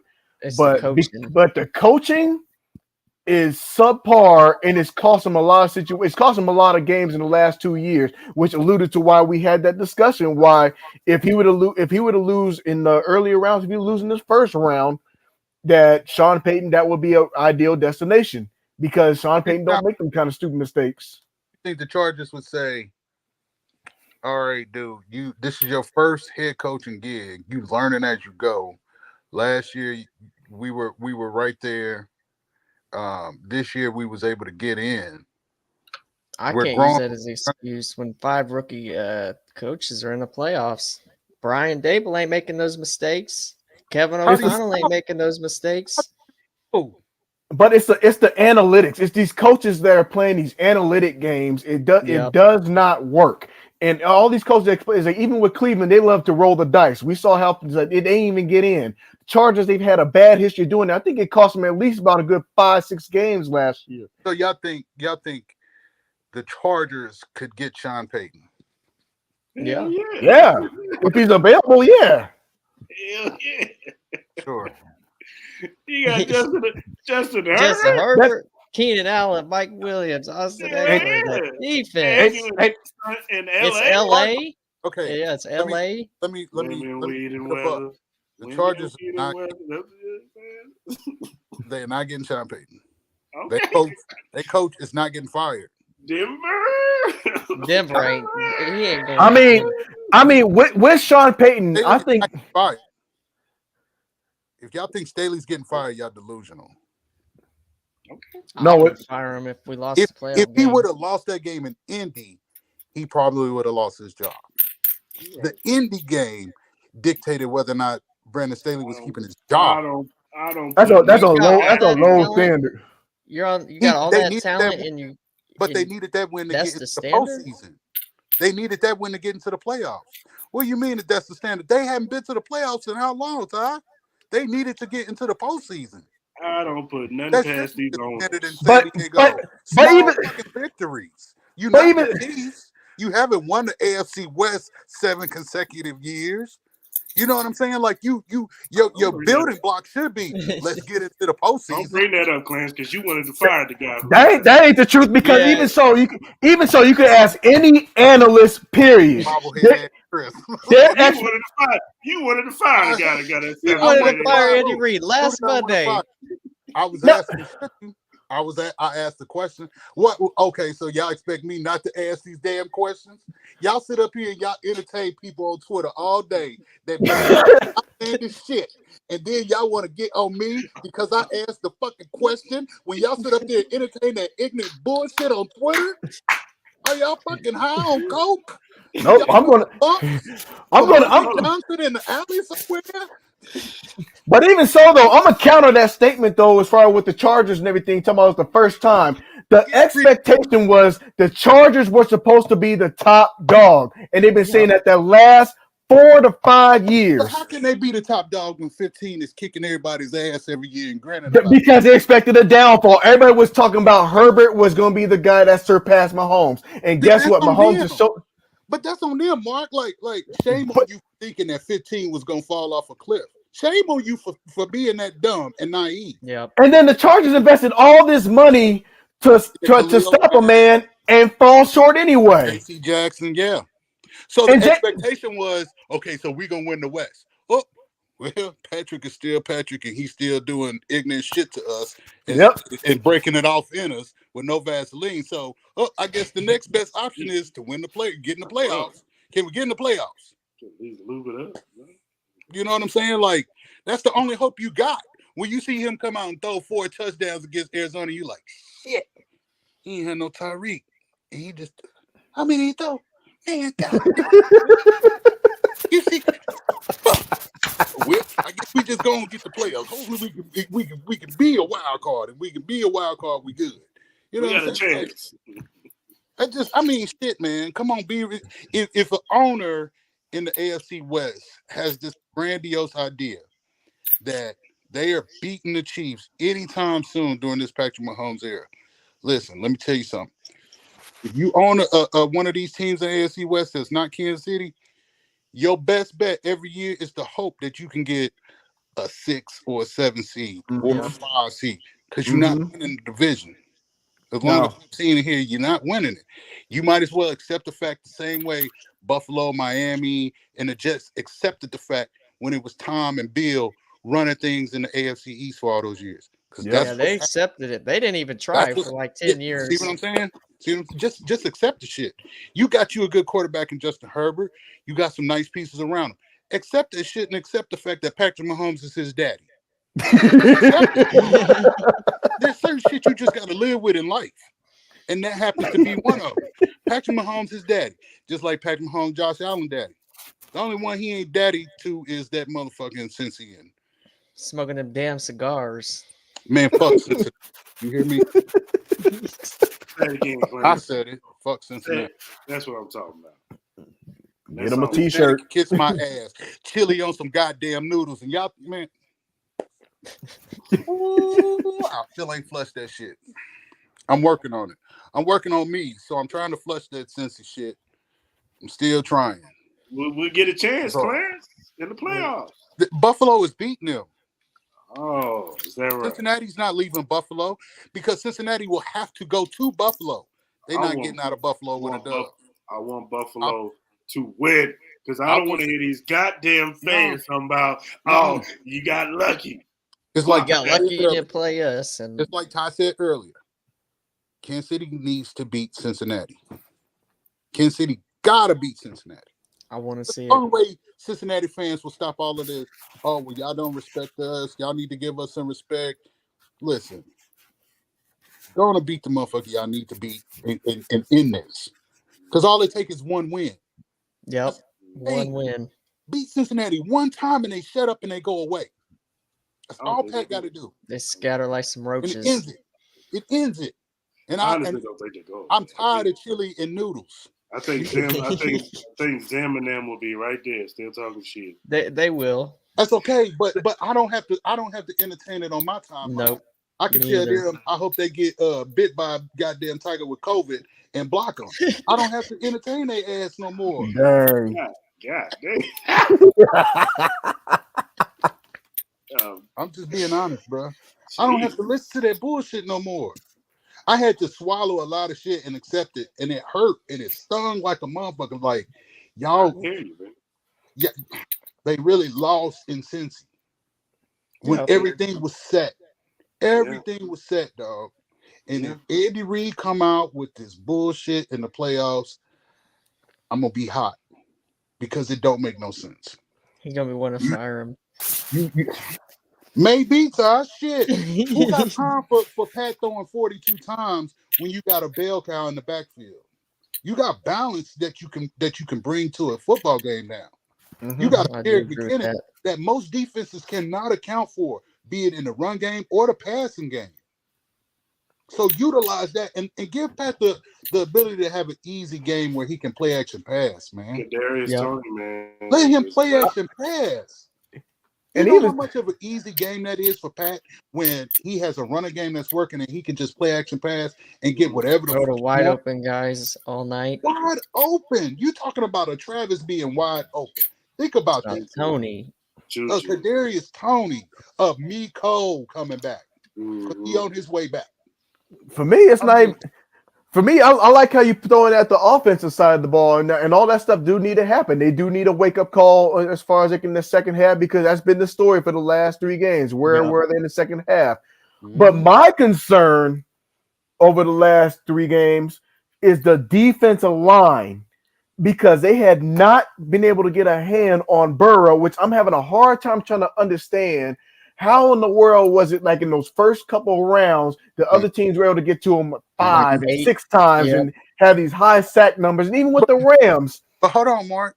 You know what's different now is they don't have to play press man to man as much, and now they can run a zone. Corners who are smart enough, athletic enough to be able to do their damn job. Whereas before, I love Ward, dog. Ward was cold. It came down to a matter of inches of breaking up that play on that blitz. You feel? But he was a liability in zone. Like that entire secondary last year, with the exception of maybe Snead, was a liability in a zone. Where now you got Trent McDuffie who can play the slot, who can play on coverage. You got a Joshua Williams who he's not the best in zone, but he can take care of what he needs to until the safety can get over top to help him. You know what I'm saying? Like, and now that frees up so you don't have to blitz no more. And you can allow Cris and Dana inside with George and Frank or George and Dunlap and go with a NASCAR package where it's nothing but speed and it's killing that offensive line now. So I like where they are defensively because the secondary has improved. They had to. That was getting pressure with 4. They're getting pressure with 4. They had to, and I noticed that from the last time when they played Cincy, that has improved greatly, and that's the biggest part that concerns me. One little detail that I did like, even going to that Raiders game, was watching him get a good jam, and that was key. I said, "Oh, we got corners that can jam." I hadn't seen that in I don't know how long. Yes, if you can do that and buy you a couple seconds, and if they do that against Cincinnati, if that happens to be the team they Jones play, is getting home. And Karlaftis is going to be a problem. And think about this: against Cincy, it was a Travis Kelce fumble. Against Buffalo, I would say the collapse in the Buffalo game was the plays that Joshua Williams gave up in man-to-man coverage for half. But he's learned from that because that was early in the year. You know what I'm saying? Josh Allen hurdles over Justin Reed in that game, and he's the poster for weeks after because Josh got him. You know what I'm saying? So, that's why football is such a game of inches, because you look at where they was against Buffalo, you look at where they were against Cincy. Maybe play calling could have been more inspired against Cincy. Maybe you could have gotten Noah Gray more opportunity against Cincy. Maybe you could have gotten Jody Fortson more opportunities against Cincy, like you did. Didn't have very many opportunities in that game. Yeah, but like you did when you went on the road against the Chargers. You know what I'm saying? Because the Chargers, that opening drive against the Chargers, they didn't know where this shit was gonna come from. And then you see a Jody getting that deep pass, like, oh shit, it's gonna be one of those. You see Sky Moore putting the work on Derwin James. Thank you. Thank you. And even so, even on top of that too, it's like if you look at Buffalo and Cincy, you had key players out in that situation. That's why I wasn't really tripping about the Buffalo game, because I think there were like 2 or 3 key players out of that game, and then we took that. I'm like, Willie Gay was out there. Yeah, I'm like, oh, this thing gonna be okay. And then even with the Cincinnati game, I think what's his name was out. Clark was out, I believe it was. Which gives you a little bit of dimension. I'm like, it'll be all right. So you could deal with it. It was a tough loss to swallow, but it gave me assurance, like, you know what? I think this team will be all right. Yeah. Yep. I just wanted to beat Cincy. He's waiting. No, because it would have did so much for them emotionally. Like, I don't think that their confidence wavered after that loss. I think they looked at it and said, damn, we wish we could have got this one, but we still in position to do whatever that we want to do in the, you know what I'm saying? I just think that just would have been a good one to get over the hump. You know what I'm saying? Saying to throw that shit out of your mind, because it's just like when we talk about Kansas City versus Buffalo, we talk about 2 games. There's 2 separate games. There's the regular season game, and then there's the postseason game. Regular season Buffalo gets Kansas City. Yeah. Postseason Buffalo don't get Kansas City, and Patrick is their daddy. Especially without Von Miller. It's in their head in Buffalo. You have to look at it and know that it's in their head, because especially now not having Von, you know what I'm saying? Because you're looking at it and you thinking, okay, well, they brought Von in just for that game to be able to get to Pat, and now we don't have Von, and it's basically the exact same squad that we had last year in the postseason. You know what I'm saying? There's no way we can overcome this hurdle. We are not that much better on defense without Von Miller. They're missing Hyde. They're missing Miller. I mean, that's a lot. Yes, dog. Yes. And even so, I mean, you can make the argument or whatever. Tre'Davious White does not look like the same Tre'Davious White that I've known in the past. No, he's still coming back from that injury. It'll take him next year to look Micah like. Hyde's not out there. You know, and like you've lost two free safeties this year that you can't make up that productivity. You know what I'm saying? The guy that they got in now, Marlowe, he's a special teams ace. Yeah. He's not a traditional starting free safety. No, he's not no center fielder. You asked him to get rhythm at the worst time. Yes. Yep. So you talking about a Matt Milano who is probably their best coverage linebacker on Travis. Okay, great. So that don't scare me. Who's gonna stop Cole? Who's gonna stop Kadarius? Who's gonna stop? Who's going to stop MVS? Who's going to stop McKinnon? Who's going to stop Gray? Who's going to stop Pacheco? Thank you. It's not enough. Buffalo doesn't have enough to hang with Kansas City. And the thing about Cincinnati is, as far as the defensive side, I expect them to tackle a lot better than what they tackled in that game. Yeah. They were horrible in tackling that game. I don't know what was up. I don't know because I know coming into that game, we heard stories about them all being like sick. A lot of them had the flu. So they didn't have the energy or whatever. I even think Travis Kelce kind of fumbled that football. I think he did have the flu. I think he was sick, but not to pinch no excuses, but I'm just saying. Let me say this one thing. And Butker missed another extra field goal too in that game as well. Special teams was off. Let me say this though. Spags, my man, if you put 47 on that damn field, I knew he was going to talk about it. I'm going to call you every dirty bitch, every sideways $2 hooker that I could think of. You got to put that motherfucker on the field. He can't cover where 2 there fly smash, dog. Oh, come on, Spags. Third downs. That's when Willie Gay goes out. You take out the Lambo and you put in the Pinto. Nope. Yeah. Here come this heavy, slow ass fucker 47 in the game and can't cover worth shit. Oh, where you going? Oh, I thought you were going that way. No, bitch, you supposed to go that way. Oh, I get it next time. Come on, man. Yeah. Because why would you take Willie Gay out when that's his strength? Yes. In Cincy, 47 came in and they got that touchdown. You see what I'm saying? Mm-hmm. And then you turn around against the Raiders. I remember I was asking you, why the hell 47 out there? Yep. And Cris got the most licks. I don't know. Won't you call Spags? fucker. I don't know what to call Spags ass. Because if I call Spags, they gonna call fucking FBI on me. Because this black kid called Spags every kind of motherfucker and known the man. Like that's what's gonna happen to me. No, I agree. It don't make damn sense, dog. I agree. It don't make no sense. Definitely. Willie Gay out for 47. Well, Willie Gay's a really good coverage linebacker. That make I would understand if Willie Gay was like a run stuffer, but he's not. Right. Now we seen 47 make plays. Was it the Buffalo game where he got them tackles for them TFLs? Yeah, I think it was. Yeah, against the run, he stopped the exactly. run. He didn't stop the pass.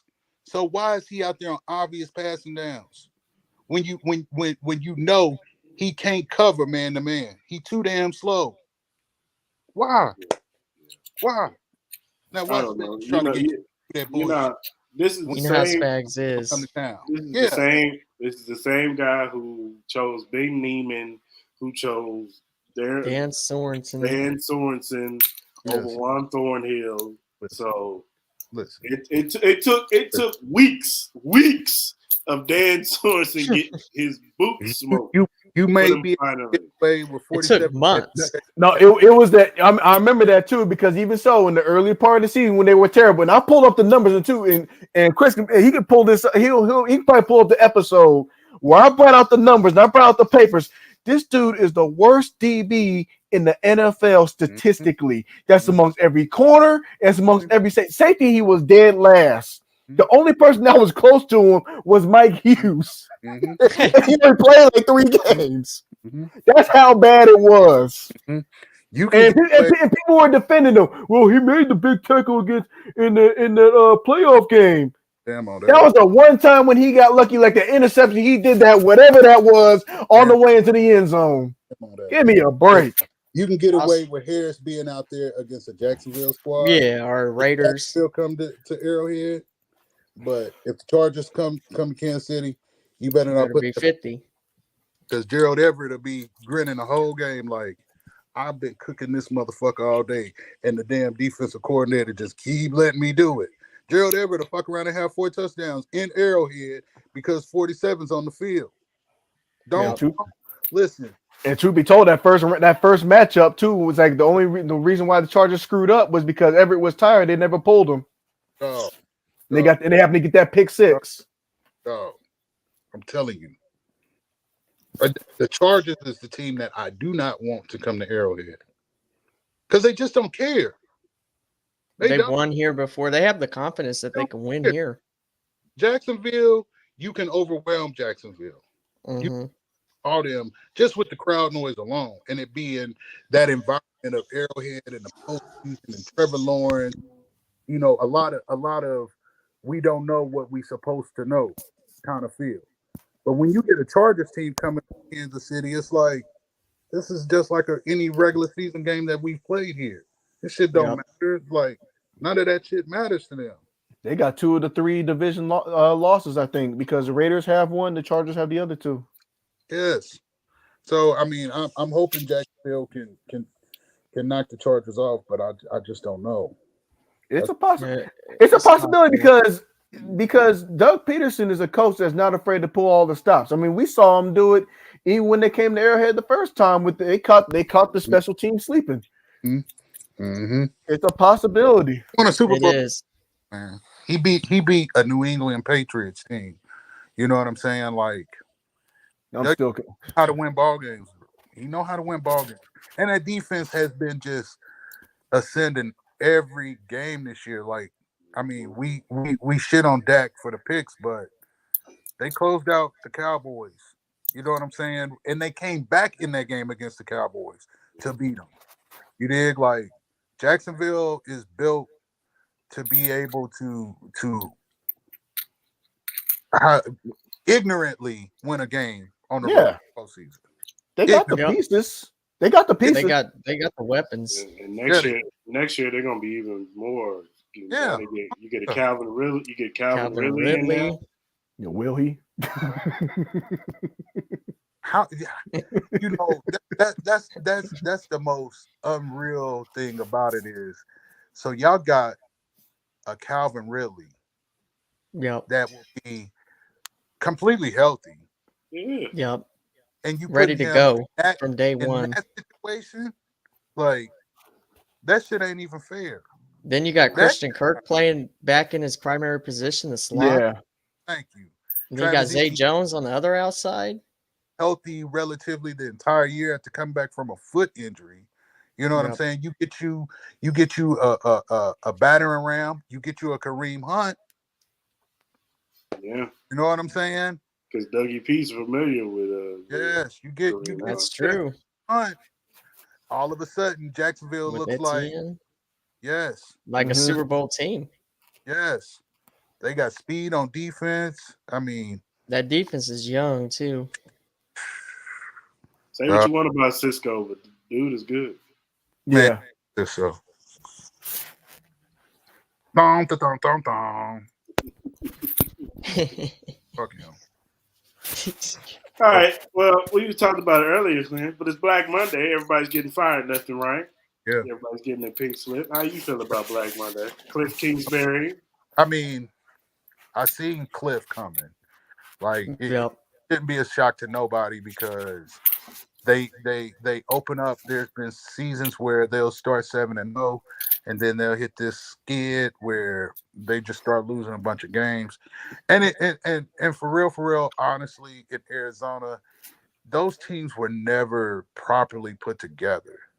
You know what I'm saying? Like, and I think a huge part of that is Cliff probably looks at it a lot the same way you would say Andy looks at it, where we can get away with throwing the football 42 times as opposed to running it 13.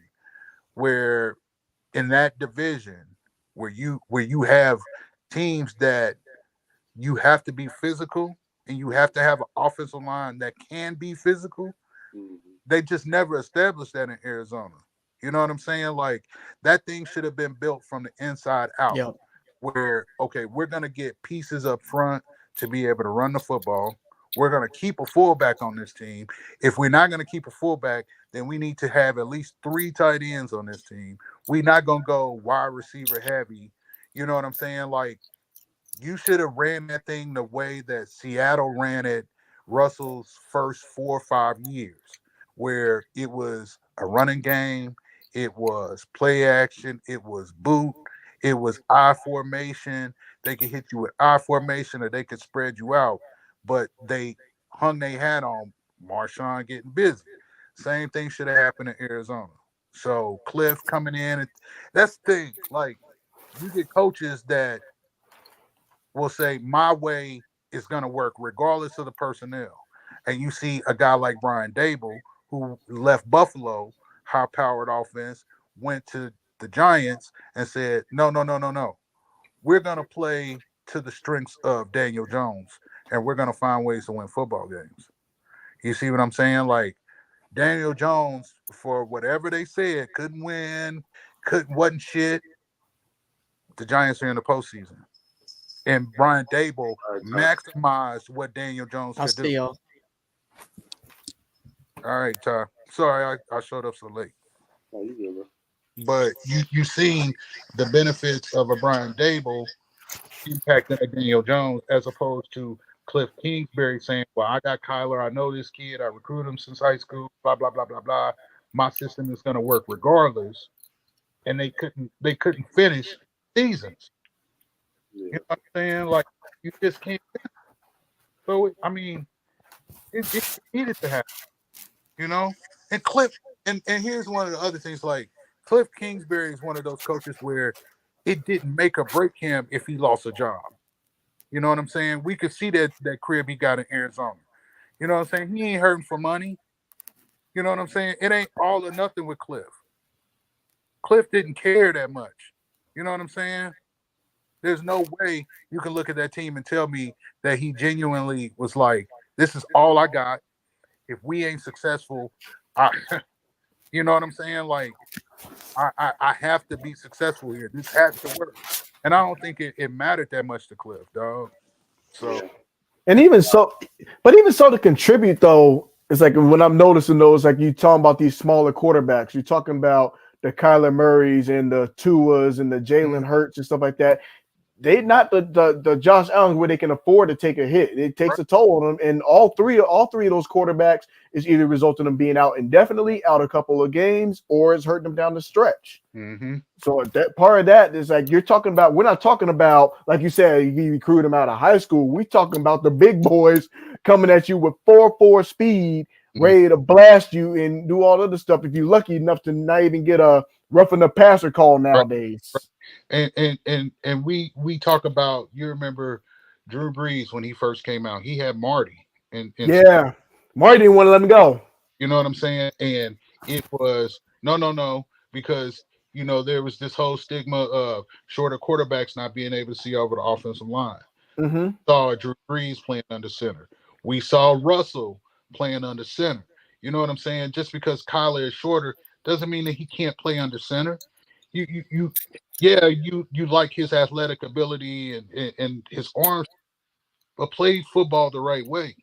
Get a running game. Give option to be able to boot. Give him that. You know what I'm saying? Don't put all of this on his shoulders like that. That's not fair. That's what's happened to Justin Fields, and I think too. Be honest with you. Thank you. You know what I'm saying? So I mean, Cliff needed to go. I was more shocked at Lovey.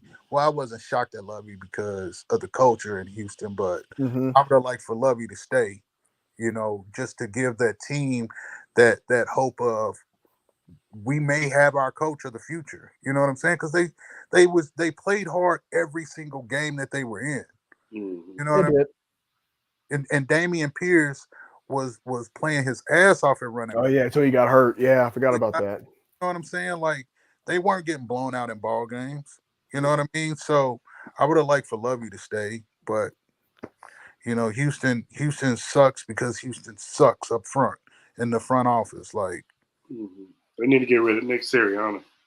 They listen. They need to close down that entire front office and sell it because you started when you moved off of the black GM that you had. Yeah, you brought in a Bill O'Brien who said, "Well, I'm going to trade away D-Hop." You know what I mean? Like, come on, dog. Come on. Like, what are y'all doing? You know what I'm saying? Like, and it's not Lovey. It wasn't Cully. What's his name? Cully or Cullen? David Cully. Yeah, it wasn't his last year. You know what I'm saying? Like, at some point, you're going to have to stop hiring minority head coaches just to turn around and fire them in 1 year. If I'm Eric Bieniemy and I'm looking at this coaching carousel, I'm saying the one place I don't want to go is Houston. Oh. You don't want to go to Houston and coach at all because you don't have the support of the front office at all. That's why I think Indy would be the better fit if he gets the quarterback choice that he wants. If he gets to pick the quarterback, absolutely. Because quarterback combos and certain, I mean, you even see it coming into fruition with Reed and Mahomes. It could be the very same thing all over again. Yeah. That's why to me, I don't think Denver would be a good fit because you're talking about somebody that's past their prime. I'd rather than be able to start fresh, get the quarterback that he wants, and go from there. Mm-hmm. My problem with Indianapolis is always going to be Chris Ballard. Like to me, he's not a good GM. I'm sorry, he's just not. Like I said, when they always come into the season with a lot of cap space, and he does nothing with it. Like nothing. Kmart GM. Like okay, I get it. I'm not sitting here telling you to go overpay for players, but bro, you got to spend some of that money if you're gonna want to be good. You know what I'm saying? Especially where. When we talking about the AFC South for the longest, it was the Titans and then everybody else. So now you got a Jaguars team that's like, hold on, done. Tennessee done. Step aside. We finna plant our flag as the ruler of the South. You know what I'm saying? Now is a prime opportunity for the Colts to right this ship. You know what I'm saying?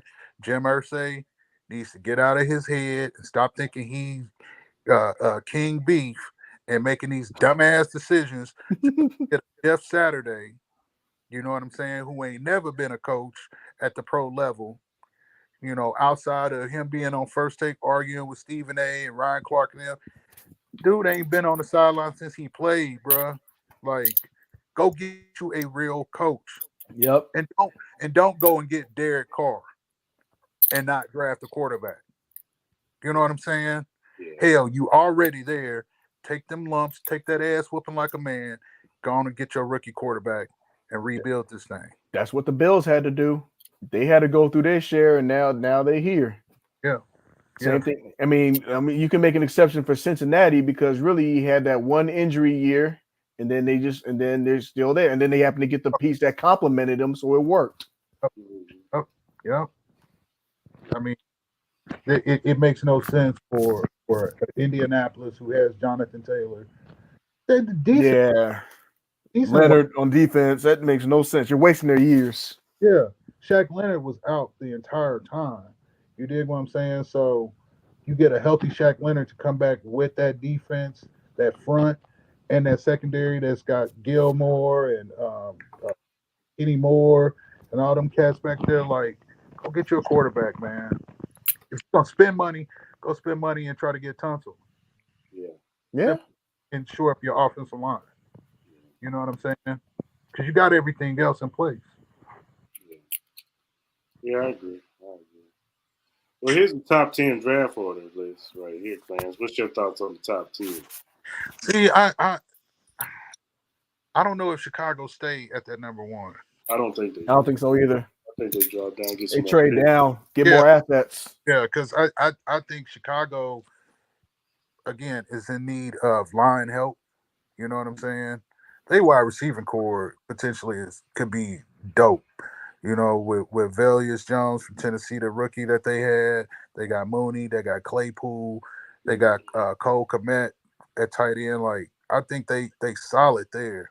I think they need offensive line help. Yeah.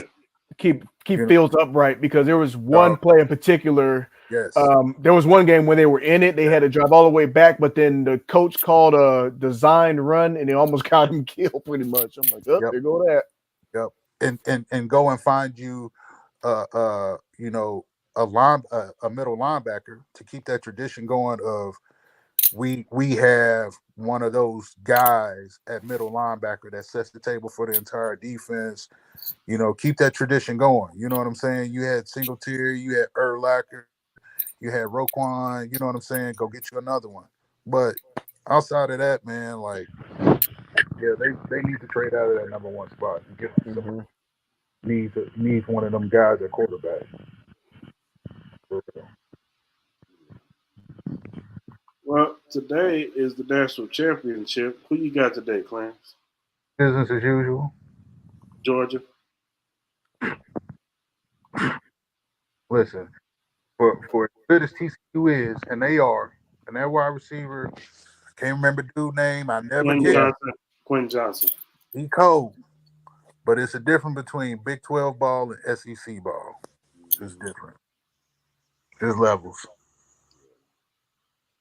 Who y'all got? Y'all picking Georgia? I got Georgia. I got TCU by 3. Ooh, look at Mark stepping out there. I don't know. It's hard to win these back-to-back games or back-to-back championships. I said I don't care what level you on, and then just between that and I'm also going to play the Vegas Ringer game because I know how they like to do it. I just think it's going to be TCU by 3, and Georgia be back again next year. I think they'll be back. I don't. SEC never go away. I mean, Stetson Bennett, is that his name? Yeah, Stetson Bennett. You know, he's okay, but for whatever reason, I don't care for his playing style as much. Mm-hmm. You know what I'm saying? Well, he's a 27-year-old senior, so that may explain why I always think he looked. Never mind. Wait, a 27-year-old what senior? Mm-hmm. Oh, he on that Chris Winkie plan? Yeah.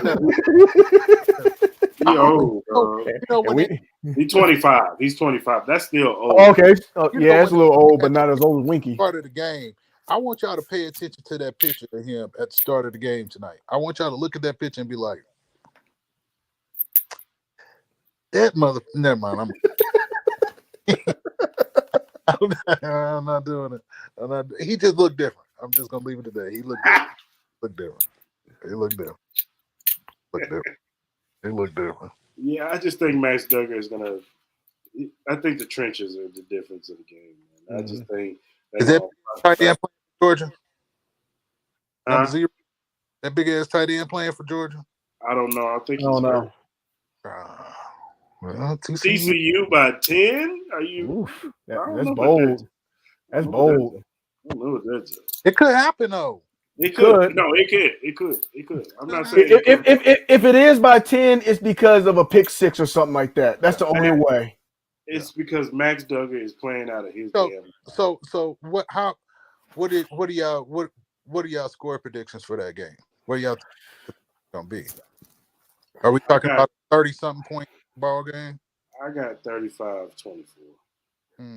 34-31, last second field goal. The key is, you know what the key matchup is, and it takes me back to the Ohio State game. If Quentin Johnson is killing Kelee Ringo, then TCU got a chance because Marvin Harrison Jr. was giving Kelee Ringo the business. He couldn't do nothing with that dude. I'm still mad. I'm still mad. He only a sophomore. I'm still mad about that. That dude. That dude probably gonna be better than this day, and that's a tall statement. Very tall. Yeah, I agree with that. I think he has the potential to be better than his pops. Pops the route running, the catching, everything is just like his dad, and he was fortunate to have Peyton Manning throwing the ball, so we were able to appreciate that. Thank you. And he bigger than his pops too. He's like 6'3", 6'4". Bro. That could be the next Moss too. On top of that. Yeah, for real. If Quentin Johnson, and don't get it messed up, because he's looked at to be the number 1 receiver coming out in this draft. Yeah. If Quentin Johnson is out there giving Kelee Ringo, who's thought to be the top corner in this draft, then TCU has a chance, and then that means Max Duggar is having a good game. Yeah. But if Jalen Carter, Noah Smith, and all them are getting in on Duggar and forcing him to make bad throws, it could be a long that game. linebacker they got. I forget that kid's name. For who? Georgia? No, for TCU. Oh yeah, I know you're talking about. I forgot his name. He a dog too. Yeah, he is. Yeah. That's why I thought Georgia was going to walk into that semifinal game and do just like how they did Tennessee. Say, you know what, y'all the number 1 team right now, but we're gonna show you why we number 1. You have what we want. We're gonna take it from you, and ain't gonna be nothing we can do about it. And it struggled. They struggled. I'm gonna tell you right now. If Marvin Harrison Jr. didn't get hurt, and if that Jackson Smith kid had played and he was healthy, Ohio State might have smoked Georgia. I'm sorry. Them corners couldn't do nothing with him because Marvin Harrison Jr. was opening. He was also opening so much up for those other receivers. Like once he was gone, they could just key in on those receivers and kind of just like contain them. But when he was out there, they had to double him. They couldn't. They had to account for him. They didn't have to for him, dog. And if they had for him all year, and if they had Jackson Smith out there, who's considered the number 1 guy on that team, it would have been nasty for them. That's why my respect for Ohio State went way up when I saw that how they were performing. And then on the backside, I'm like, how in the world they show up like this against Michigan? That's what I was like. And then C.J. Stroud, the one element that he didn't account for was his legs. So see, he was not much of a runner. Yeah, he showed that when he need to go, it's like Patrick. When he showed he need to go get it, Pat gonna run that ball. Yeah, for real. So, I've liked players for Ohio State. I never liked the team, but I will say CJ Stroud, watching who did they play? Was it Minnesota? Yeah. So last year they played Minnesota on a Thursday night game in Minnesota. No, it wasn't Minnesota. Was that Minnesota? I think it was either Minnesota or Iowa State. whoever has that kid, Ebron, at running back, and it was a hostile environment, and you could see the potential, but he couldn't get over that hump. And to see him come back this year, albeit he had a lot of weapons, you dig what I'm saying? You still have to make them throws. You still have to go through them reads. You still have to keep your composure in key situations. So, I say all that to say, like, that leap from last year to this year has been a huge one for him, dog. And I think he's the most out of the history of Ohio State quarterbacks going to the NFL. Like, he may be by far the best to come from Ohio State and make that transition to the league. Like, I agree. special. I agree. That No, kid, special, dog. like if the Texans get him, then Yeah, they're good. yeah. They're You good. put With Damian. the right coach. Yeah, I mean, definitely don't coaching don't matters. screw it up. Coaching matters, but they're gonna mess it up and get Will Levis from Kentucky. So whatever. Watch, they're gonna do it because he's 6'4" and he's 240 pounds and he can run. Or the Raiders find a way to screw it up too somehow. got- I don't know. This is what they do. he don't have a lot of melanin in him either. So that's a plus. I would take the Florida quarterback over Will Levis. Oh yeah. I'll take him. Mm-hmm. He has the most, like all the quarterbacks that's coming. He has the most upside if he gets coached right. He has the most upside because his arm talent is crazy. Mm-hmm. But we get to see it displayed because of the talent level. Yeah. But you got to find a coach that would be willing to go and deal with that front office staff in Houston. Mm-hmm. You feel me? Like, that's the challenge. Yeah. You know what I'm saying? Because that's sad, man. So mismanaged. You know what I'm saying? How do you have a Cooks there, a Brandon Cooks there, and you can only win 3 football games? And you got that talent at tight end. They have 2 tight ends, 3 tight ends actually, and they don't have the productivity. Like, how do you not at least win 7 ball games this year? At least 7. Especially with that running back today. Especially with that running back. Pierce. Had Rex Burkhead. You dig what I'm saying? Like, Rex is older, but he still can get busy in the passing game. You know what I'm saying? You probably got the second best left tackle in the game. Trey Williams. Thank you. There's no reason. And that defense was always sound. And you had Derek Stingley, you had Steve Nelson, you had Desmond King. Taylor Pretree, that kid is special. That kid is special. Thank you. You had great things on the defensive side of the football. And yeah. Cool. That's funny. That's funny.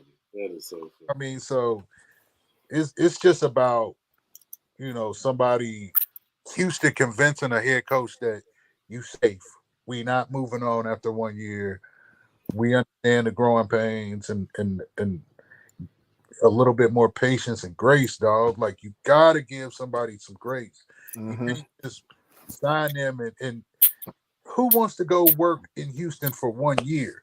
Build those relationships, try to build up confidence and grow young guys because you got a young team and you doing all of this team building to put a good product on the field only for them to tell you, nah, man, we're going to go in a different direction after this year because we only won 5 games. Like, I mean, what do you expect? They don't even have it. It's not even a draft class. They didn't even have a chance to develop. Yeah. You're not even giving a head coach the opportunity, dog. Like, that's why I think this stuff is a tax write-off to them, man. This ain't no real. They don't want to win. They don't want to win. They don't care. They don't. You know what I'm saying? And it's sad, dog, because I remember a time when the Texans had Arian Foster and Andre Johnson and Matt Schaub, JJ. You know what I'm saying? Mario Williams. You know what I'm saying? Like, it's sad, bro. Yes, sir, John. We ready for the playoffs, man. We definitely ready for the playoffs. Yeah. Chiefs in the playoffs and Raiders making layoff. Up too soon. I'm sorry, my bad. My bad. Or she'll be making more layoffs. Is that better? Like, yeah, the Raiders got some problems, bro. They got a lot of problems. And they not as bad as the Texans though. Oh, No. I think the Texans are the worst football team in the NFL. Like That's even worse. They're worse than the 0-16 Browns, point blank, period. It's not even close. that front office is terrible, dog. That front yeah. office is I think Chicago's right there with uh, Chicago just cheap. That's their problem. I still don't know who the damn head coach is. Like, what is his name? Flus Who is he? Where did he come from? from Indianapolis. He was a D coordinator in Indy. Oh yeah, okay, yeah. I still don't know who the head coach is. Yeah, Flus. I mean, you know, he's trying to create that under his image. Yeah, I get it. I'm not shitting on the dude. I don't. You know, I don't pay attention to Chicago like that. Right. My biggest thing is we've seen Justin Fields scramble a little too much. You know what I mean? And now it's time. He's gonna get hurt. Keep playing like that. It's just not gonna work. You got to get him more. You got to get more productivity out of the wide receivers. Mm-hmm. Him to maintain and stay in that pocket. And if David Montgomery is not going to be that guy for y'all, then go get you a running back. Quit bullshit. And I like David Montgomery. I think he's good. I do too. But for whatever reason, he can't either stay healthy or that's part of that could be that O-line too, though. You know? It do. He goes somewhere with a better O-line. Yes, dog. It'd be good. If Chicago was good, just all they had to do was play first halves, they would have won a lot of games, but they disappear, fall apart. I mean, they had a part where they was doing well against the Bills. It was hanging around, then they just fell apart. They had the Packers seemed like the last couple of years when they played them, they'd be right there. And then when they asked them to trying to ask Justin Fields to make a fourth quarter comeback, come up short. Matter of fact, I think this past season they were right at the goal line, as a matter of fact, and then just couldn't execute, couldn't make the play. I think he was short or something like that. I think he came up short by 1 yard or something like that. I think it was a Monday or Sunday night game. Mm-hmm. But they gotta get him some help. Yeah, they gotta get him some help. It's got to start up front for them. You know what I'm saying? And I'm gonna say this: if D'Amico Ryans ends up in Denver, that's gonna be a very interesting football team next year. Because he's done excellent work with the defense in 49. He's done an excellent job. He deserves a coaching job for sure. And he get running back. That running back will be healthy next year. Like, it'll be a lot simpler. I think they need to draft one late, you know, or bring back Edmonds or whatever. You know what I'm saying? Just to take some of that workload off of him until he's all the way 100%. But that's just crazy with Denver, though. All they had to do was average like 17 a game, and they would have been they would have had double-digit wins. Mm-hmm. They'd be in the playoffs right there. That's crazy.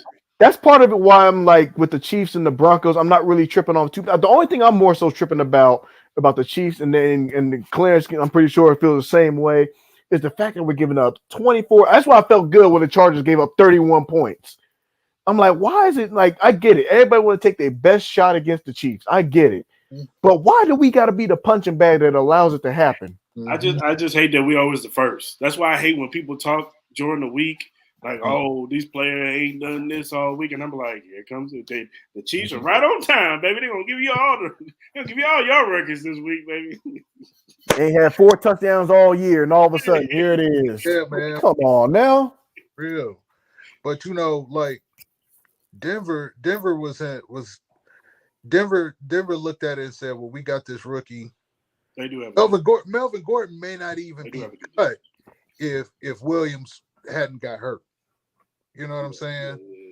Because that combination, you could tell they was looking at it like, well, we got this combination. We got one of the best deep throwers in the game, and Russ. That's play action pass all day, baby. Mm-hmm. You know? And then boom. Because you look at that first half of that game against the Seahawks week 1, like before that kid gets hurt, that offense looked a lot different. You know what I'm saying? It looked a lot different. And then boom, he gets hurt. They can't figure it out, and it's all she wrote. Nathaniel Hackett can't coach himself out of a paper No, bag. because they wanted A-Rod, Yeah, A-Ron. yeah. You know what I'm saying? He was like, That's nah, what they wanted. In all actuality, the three teams I think that lost the biggest, I would say, of all the teams in the NFL, Green Bay lost big because that contract did not pay off for them by whatsoever. They brought that mess from the offseason to the regular season, and it killed them. Denver missed out big time too, because now you got. I mean, it could change. Who knows? Because you're taking on a huge contract with Russell Wilson. That's a big thing. It's going to be taken away because you're talking about 17 the first year, then 22 the second, Yeah. and then it jumps to 50 million. I'm like, my goodness, Yeah. like, how are you going to get your pieces? That was a big issue. Yeah. But I mean, I And the will. Raiders was the other team too. That was the other team because they spent all that money on Devontae Adams and then didn't even address their defense. Yeah. But I mean, do y'all think Denver is that far off at the skill positions, like with the wide receivers and the tight ends? Are they that? No, they're there. No, they're there. I mean, Jerry Judy. You see the rapport him, and he especially in these last few games, you see what Jerry Judy can be if Russell Wilson can, be the anywhere a resemblance of the Russell Wilson of old. Jerry Judy's gonna get off. Cortland Sutton's gonna get his. They might got something in this tight end and Greg Dulledge, whatever his name is. They might got something in him. Yeah. And then you bring him back to Williams kid. Yeah. I might even keep Latavius Murray because he's been running pretty good. Yep. He's been running pretty good. So like they got the piece. And you know what? When coming into this season, I thought Denver was going to be the team that we had to look at because I was like, okay, they're bringing in Russell. I wasn't as down on Russell as some people were coming into the season because I just thought he was hurt. I thought he had the hand injury and he came back too quick. So of course he's going to look bad. But he came in and we just found out that coaching matters. You know what I'm saying? And that Nathaniel Hackett is just not it. No. You know what I'm saying? He's just not it. That dude, he was getting consultation coaches and situational coaches. I'm like, ain't that what a head coach is supposed to do? Ain't that your job? Yeah, bro. Yeah. Sorry, Ty, man. Watch it do like I do. Watch it at work. Hey, Ty, get sick, bro. You know get sick. Just get sick, man. You know what I'm saying? Hit him with the flat tell man my car, man. Yeah. I got a head. I ain't coming. Even though you ain't got no kids, just say my son's sick. Yeah, man. Yeah. But even so, it's like we talking about all the bad teams though. But next year, the team to really look out for, we spoke about it earlier, is Detroit, man. Detroit and Jacksonville. Detroit gonna be a problem. Yeah. Detroit and Jacksonville. Yeah, they gonna be a problem. If they could keep, if DeAndre Swift could fucking stay healthy and consistent. He's a problem. Yeah, you dog. Listen, that motherfucker is bad. If he just stay healthy, we could have drafted him anyway. Even so, I'm still. But even so, not even just him, but I'm still on the fence about Goff. I think they still need to look at the future too. That's just what I feel. You got to get a quarterback for the future. But is Jared Goff really that bad? Like you talking? He's not. I don't think he's bad. It's just my question with Jared Goff is clutch situations. That's just on my part. That's why I spoke about the Bills game. I said that was the one thing where it pretty much showed the difference as far as a team being ready for the next level and a team that's like not quite there yet because they had the Bills on the ropes. They had them where they wanted it, but they couldn't. But it was between that you're dealing with a limited quarterback and a coach trying to coach not to lose and not being in the situation. Yeah, because Goff made some throws in them clutch situation. I was like, who are you throwing it to? Dude was it was a fourth. I think it was a third and short situation that made no sense. I'm like, there's the game. But here's the thing, though. We've seen what Jared Goff can be if he has one of those behind him. Yeah. I mean, for what's homeboy name? Williams. Set the record or whatever last night. 17 rushing touchdowns. Jamal Williams. We've seen what Goff can be if he has that consistency in at that running back position. You know what I'm saying? Like when Ty Gurley was healthy, Jeez. Jared Goff's numbers were through the roof. Mm-hmm. I mean, through the roof. 54 to 51. You know what I'm saying? Like, Remember that game? you know what I'm saying? Like Jared Goff, he just needs that behind him. You know what I'm saying? Because now you Mm-hmm. talk about you got homeboy, the rookie Williams. Mm-hmm. You got Amon Ra, Yeah, St. St. Brown. St. Yeah, Brown. DJ Shark that's up there, like Reynolds. Reynolds. You know what I'm saying? And that's Khalil crazy. Brown, And it's crazy though, because they gave up their tight ends for it too. So I'm like, yeah, but it still worked out in their favor anyhow. I'm like, absolutely. And you got, and I'm happy because everybody was calling for Aaron Glenn to get fired, and I'm glad that he was able to turn that defense around and they mhm. responding and playing for him. Hey, I wasn't a believer at first. I thought Adrian Hicks. See? I thought he was going to be just a college kid to come in. Nah, he's See? more than that. He's pretty nasty. See? And Aaron Glenn is a damn good damn good defensive coordinator. Like they turned the corner, and for them to finish 9-8, bro, like that's remarkable, dog. You got to tip your hat to them because they kept fighting. You know what I'm saying? That's how you want your team to respond. You know, because I don't know, we could be talking about Dan Campbell potentially losing his job had they not responded. You know what I'm saying? They was just on the outside of making it to the postseason this year. Like I want Seattle to lose so bad. I I wanted wanted Detroit to I, get it.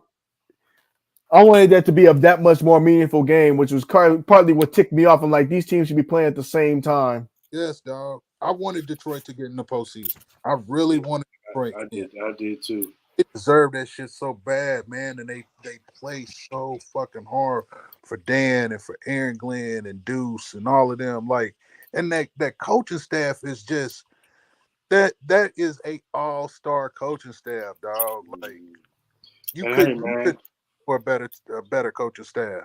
and say what you want, man, but Campbell's a good coach, man. Yep. I had my questions about it when he was talking about biting kneecaps and stuff. I was like, yeah. Yeah, he was a little weird. And then to see how this team evolved and how they were playing, and then you sweep the Packers. That was a huge statement. I mean, Dog.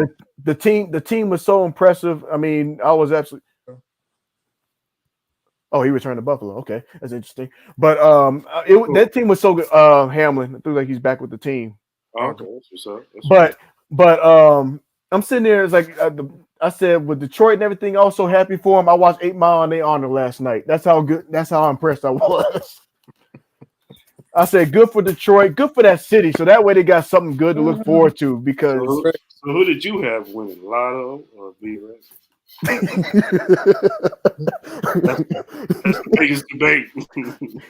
T-shirt screaming, I don't fit you. No, but Detroit, that team on the rise, though. That team could very much be in position to where they could be in talks for that division title. Yeah. Yeah. I agree. Yeah. It just depends on what Minnesota decides to do. Yeah. Because Kirk could be a free agent after this year, right? I don't know what he is. I don't think so. I didn't see him on the list. Because, going into the year, it was how much longer are they gonna keep Kirk? You know what I'm saying? Like, I know one thing. They're going to pay that. They're going to have to pay Justin Jefferson next year. yeah. They're going to have to pay him. I'm interested to see if they grab a QB third. You know what I'm saying? Because that'll tell you they get one of them. They get them a quarterback in the third. They think that quarterback could potentially be, week one. They extend them for one more year. Okay. Or maybe even the second round, you get somebody. And especially how he plays against this Giants defense this weekend, because I mean, like you were thinking, Mark, like that defense, like Kayvon Thibodeau, he brought that swagger back to them. Like, yes, this is how we play defense in New York now. Like, Say what you want. Landon Collins looks good as a linebacker. Collins would, yeah. He's good as a linebacker. Yeah. Which he should have been. He should have made that transition like 2 years ago. Yeah, he should have. You know what I'm saying? Yeah, he should have. Should have been made that transition to linebacker. Or Dory Jackson. You know, when he's healthy, he's a good corner. He's fast as shit. Yep. I just thought he got a bad rap in Tennessee because he was the only corner they had. Right. Right. It was him and Byard, but you know what I'm saying? Yeah. So it's a toss up Sunday. They play Sunday, right? Yeah. I think so.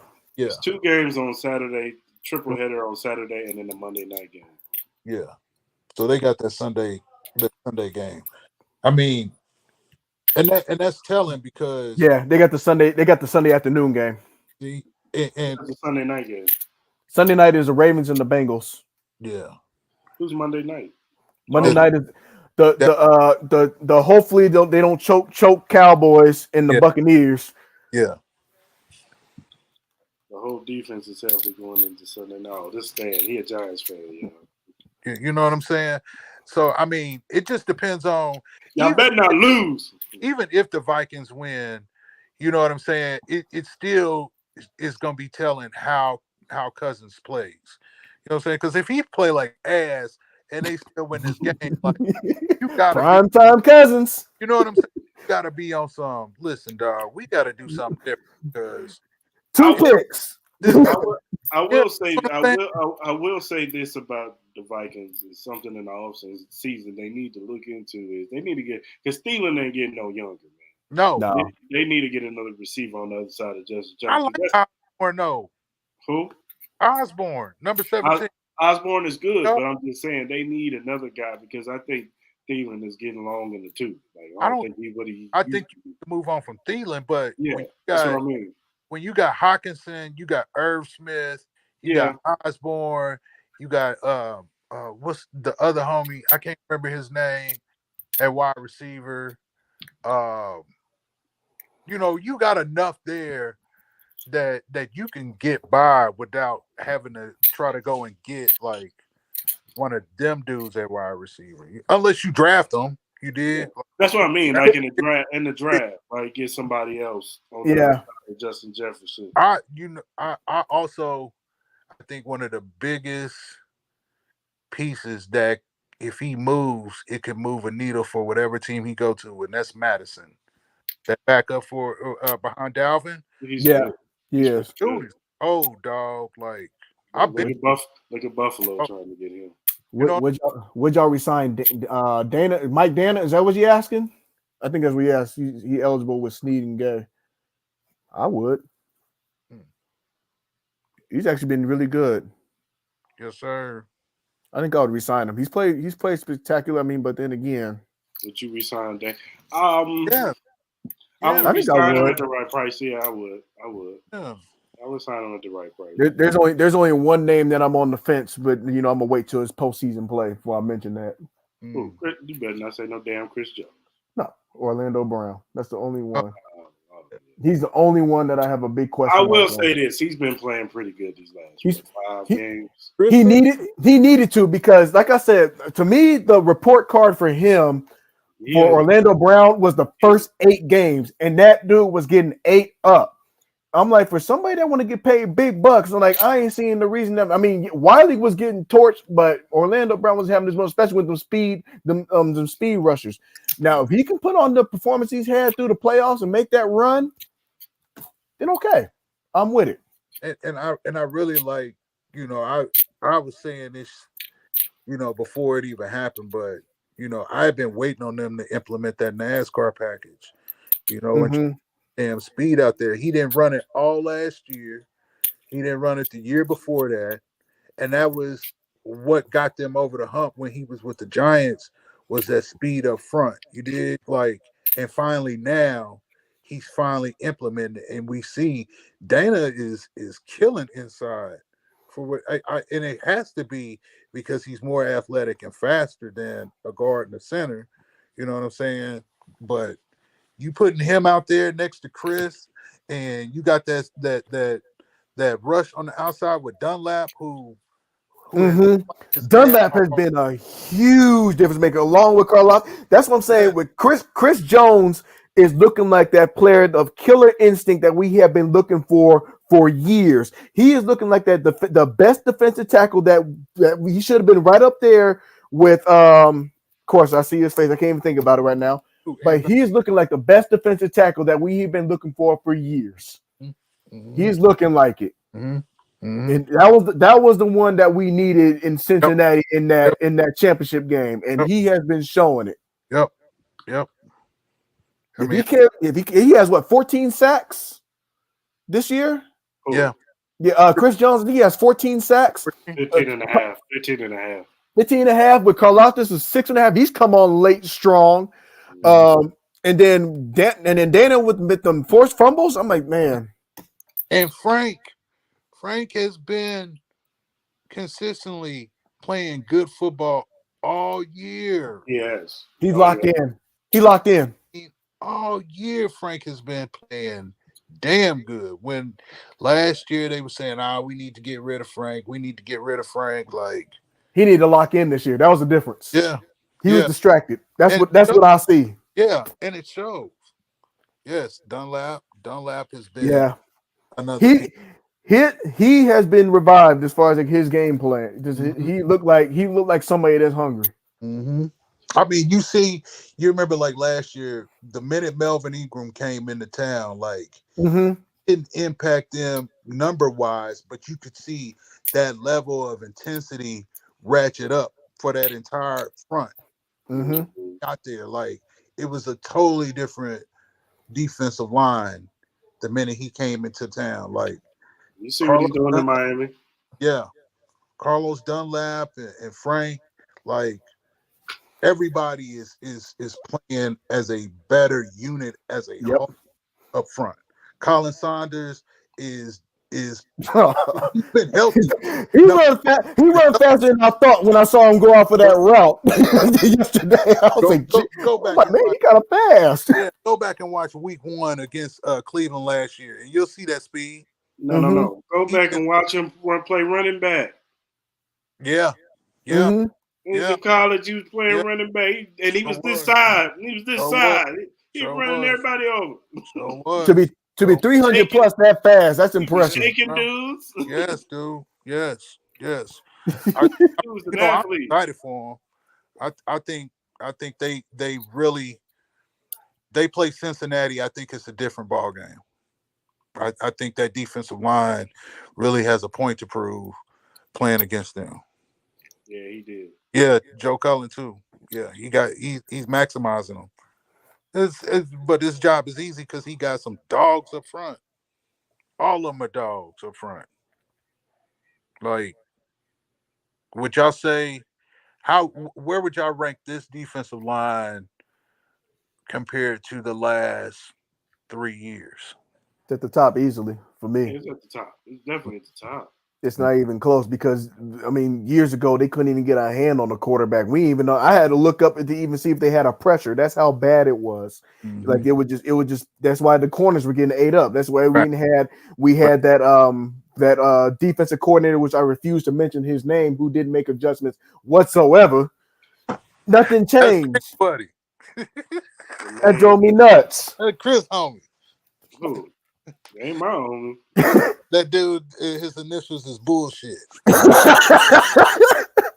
that's what he put on the field. Bullshit.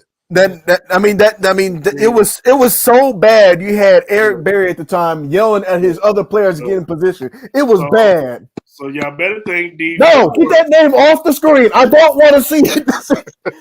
Somebody black that out. I don't want to see that name. Oh my goodness. So listen, y'all better thank D Ford in the AFC Championship game for being offside because we would have went to the Super Bowl and we would have won it. And guess who would have been the defensive coordinator still? Damn sudden. That man was so close to have me having Tourette's. He was so bad. I could not stand him. Players all lined up wrong, corners out of position. It was awful. But like you said, it was probably the blessing in disguise that needed to absolutely happen. That took about maybe 18 weeks to see. Yeah. And D4 being offsides. That was it never I didn't care for that motherfucker when he first came to Kansas City, so I'm glad his old ass is gone. Bullshit. He a Ain't consultant gonna for say his somebody. name. We ain't calling him his government name. We just gonna call him bullshit. I'm reading the comments, y'all. I think everybody did. For real. Between that and the way that the Houston Texans game started a couple years ago when they got down to that bad start, when they was down like 24-0 right out the gate, I'm like, we got excited for this. Mm-hmm. Mm-hmm. Oh my goodness! But it's just like that comment. Hold on. Let me see if I can find that comment. Chris, can you pull up that comment? With the Bills. Yeah. He talking about some 13 seconds. You damn right. 13 seconds. That's exactly right. 13 seconds made him y'all daddy. And we get there. We're gonna be right back there. You know it. You got to worry about the Bills getting that far because just some of the situationals. I mean, I don't know. It's like to me they're kind of coasting through. But Who? when they start to play the Bills, Oh, but yeah. when they start playing the big dogs, those and when they play Cincy, and they will because I don't see them losing that first round. I mean, you mean Sorensen Stan? Get the man name right. God damn. oh, don't mention that name either. Swanson.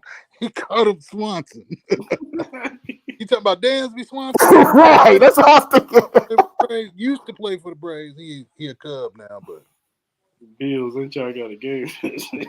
What you worry about the Dolphins? Right, y'all stay away from them tables and stuff like that. Y'all need all the help y'all can get. yeah. Buffalo got this one. As long as they stay healthy, they'll handle the Dolphins. Like I said, Tua is the only. Well, you said the running back is hurt. That don't help their chances Is either. Jeff Wilson still out? Man, that sucks. The running back that they got from San Fran. No, I don't think so. They traded. He said Mostert was hurt, wasn't he? Raheem Mostert is out with a broken thumb, but if they got Jeff Wilson back, that'll help them. Ty's stupid. Like, Jesus.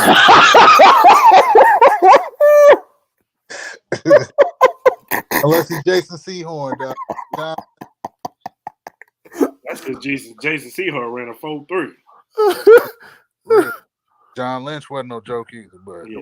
John Lynch is that one dude you fear, period, point blank. Mm-hmm. Mm-hmm.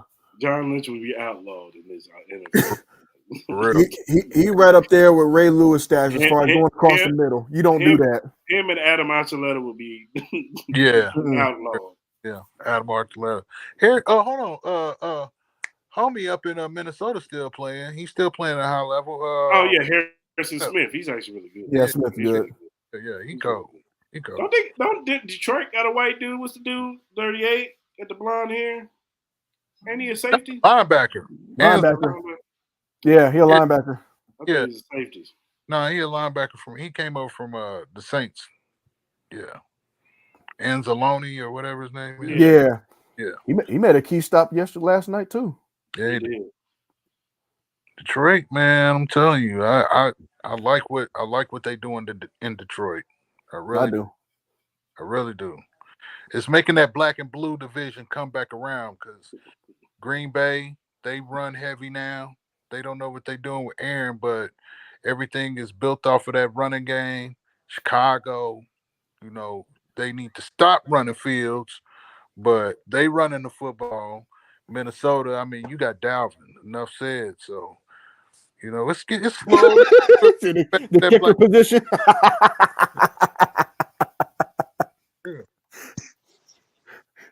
Well, hopefully we win like the Seattle kicker in the fourth quarter to close out the game.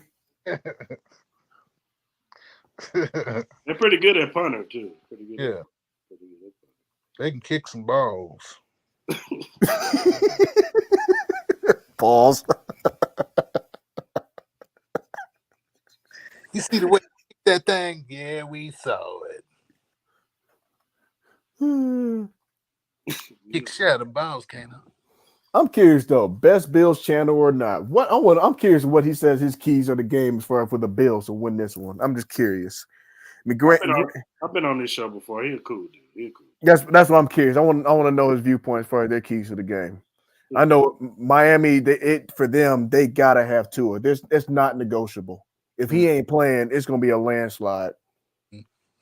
I'm be out front fixing a yard or something like that while that game going. If he ain't playing, they gotta figure out who gonna run the football for them too, because mm-hmm. they ain't got no running game going up there to Buffalo.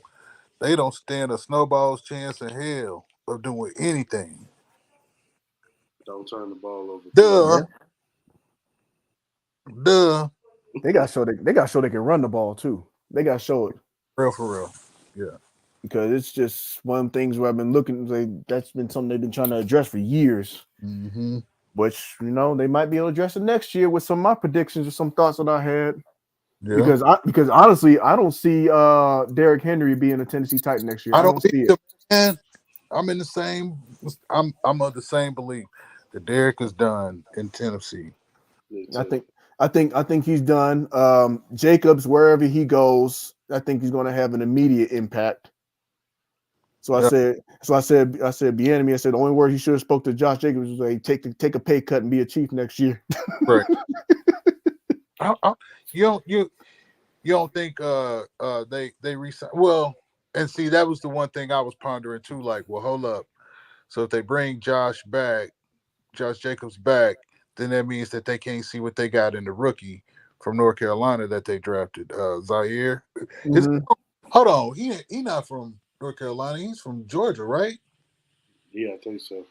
Yeah, he's a Georgia back, Zaire White, and he was he was balling a little bit in the preseason for him too. But he was, Josh was eating up all them carries to try to prove a point. Like, you ain't taking my job. You know what I'm saying? Yeah, he's from Georgia. Yeah. So I'm interested to see if they do decide to bring Josh back. That is a good one, though. Do Vrabel go? No. Next year. Next year he will. Yeah, if they it's worse. He needs to fire that OC. He needs to get rid of Todd Downing, dumbass. Their offense has not been the same since what's his name? Thank you, Arthur left. Yep. And I said that. I told the homie who's a Tennessee Titan fan. I said when as soon as Arthur leaves, y'all ain't gonna be the same. Arthur Smith. And they let Jonnu out the door. Yeah. Mm-hmm. Only had that was stupid. Damn near 23 catches this year. Like, bro, you got paid, but you ain't did shit in New England. Nothing, dog. At all.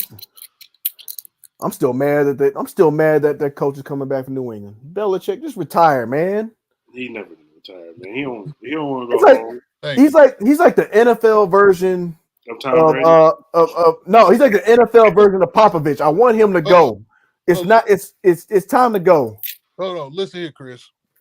You're not finna move time out the league until man, get his ass out of here, man. I'm tired of him. Seeing his go to San Francisco. Old ass. Francisco. Cussing out the players and stuff, yelling at throwing tablets and shit. Let that man go play for San Francisco for a year. I want one of these offensive lines to grab him by his neck and say, listen to him. I don't care how many Super Bowls you want. I'll break your shit right now. He needs to go to San Fran for a year or two. Then he can retire. Tom Brady will be a Raider. That's what's going to happen. Nah. He'll be a Raider. Going over there with his best friend, man. Nah, he ain't going to play for Josh McDaniels when he going over with his best friend. So, and Kyle Shanahan. You know the type of offense, man. Listen, he won a challenge. I get to play Eli Mitchell, Debo, Brandon Ayuk, Kittle. Like, bruh. He said he want to go over here. He want to show y'all. I'm about to beat Pat twice a year. I'm about to beat Russ twice a year. And I'm gonna beat this little curly hair fucker named Justin Herbert. Raiders, when you got to deal with Pat twice a year, when you could avoid that situation. Go to San Francisco and not have to deal with Pat until the Super Bowl. You don't want to have to play Pat twice a year. Why you think Mr. Unlimited or Let's Ride was the only to come to this division? Don't nobody want to do Pat twice a year. Because he wanted unlimited. Because he wanted a house with more bathrooms and winds or something like that. That's probably why. That ass whooping twice this year. He done lost to Pat twice. You don't do that. You just don't do that. No. I wouldn't. I'd be like, go where? AFC what? Shit. I retire before I go play in the AFC West.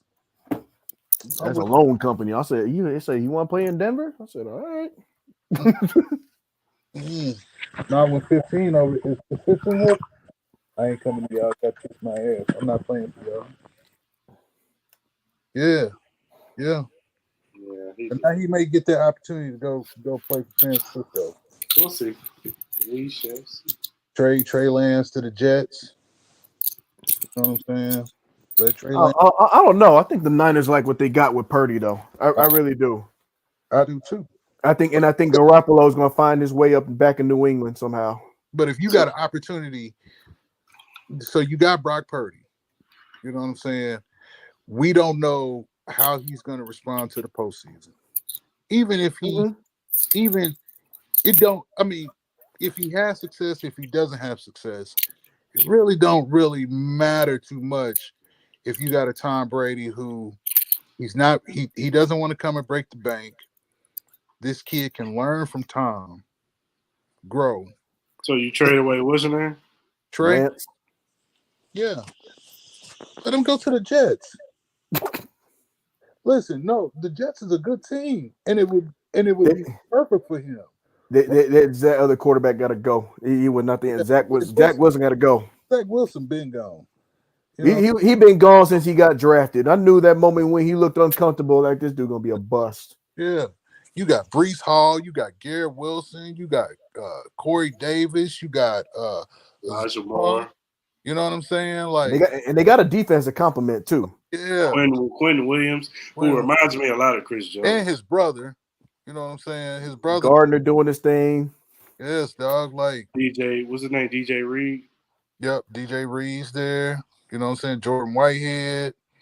You feel me? Like it'd be perfect for Trey. Mm-hmm. Perfect for Trey. That's another team if they get a quarterback. That's another team to look out for. Mm-hmm. Because I think Jimmy G ends up in Las Vegas. Oh, you think Pretty Boy coming here? Yeah, it makes sense. Porn star Jimmy. Thank you. That was the main reason why I thought that sounded like somebody had to say it. He go to Vegas, get his dick wet. You know what I'm saying? Like, Jimmy would be thriving in Vegas, dog. What?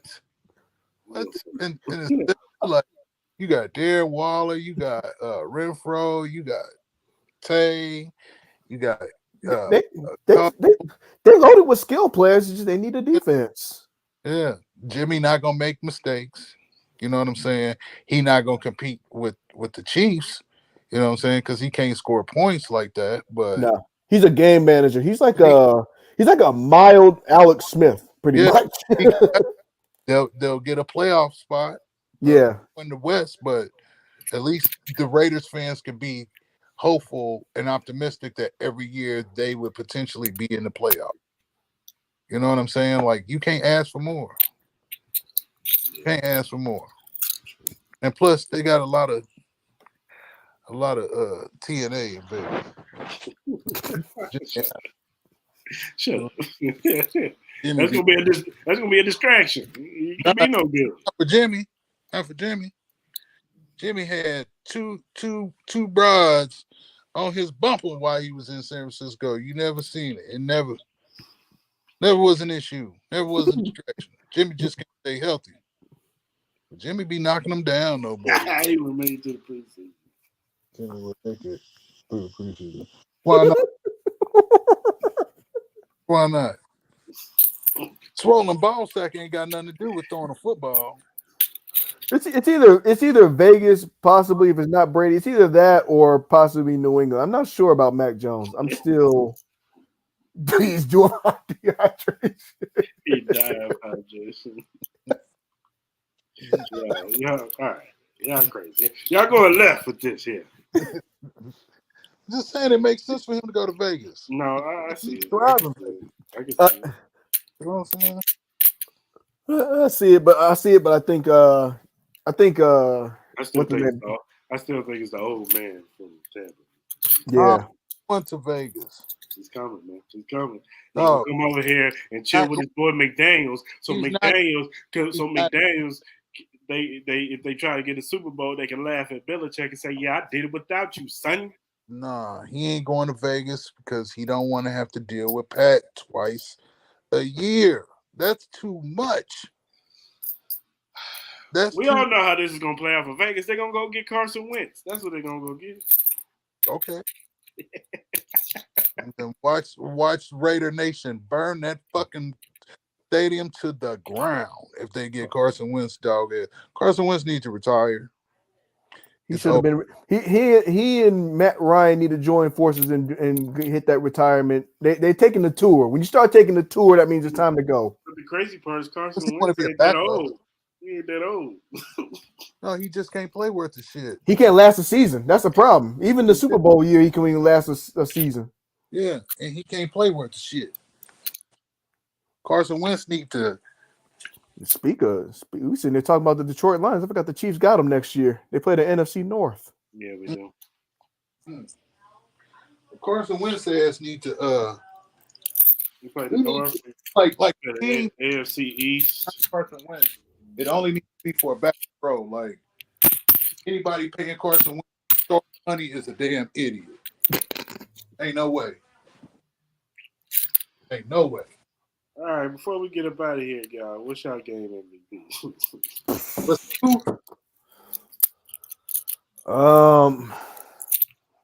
Defense. I mean, I had it three different ways because Chris Jones had what 2.5. Dana had 2 forced fumbles, and Karlaftis was the honorable one too because he had that he had a sack. He had 2 sacks and 1 sack. Yeah, sack and a half.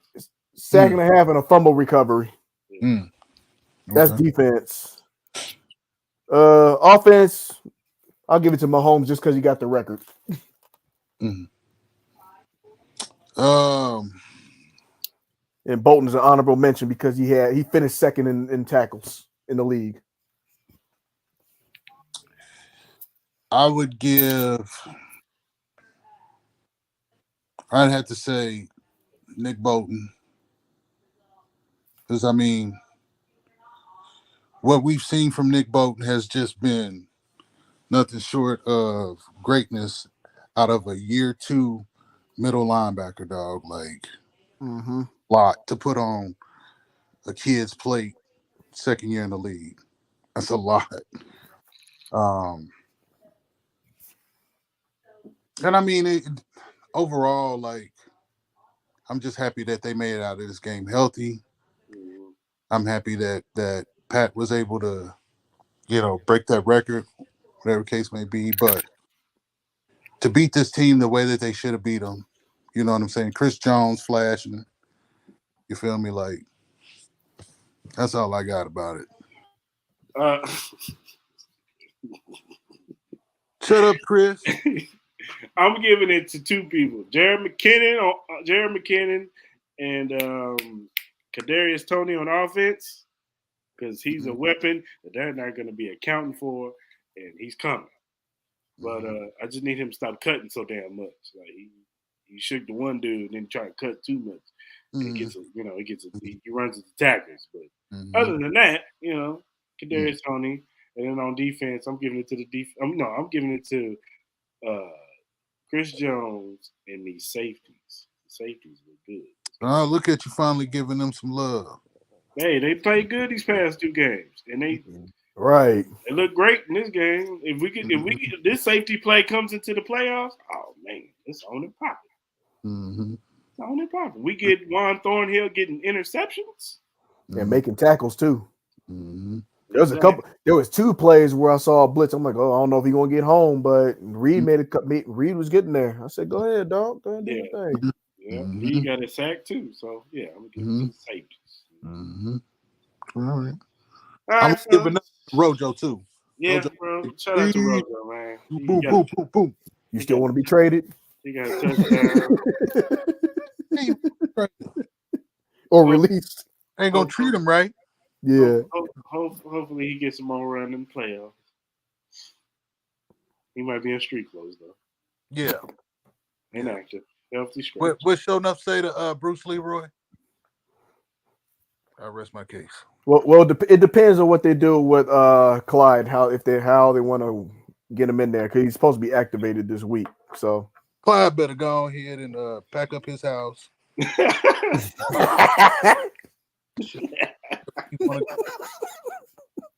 Back it up. I love you, dog, but yeah, you gone, brother. It was the worst decision ever. You'll be on the Raiders next year. That draft pick by Brett Veach was his worst. That was his worst pick. Breland Speaks. Breland Speaks was on line one. Veach didn't draft him. Yes, he did.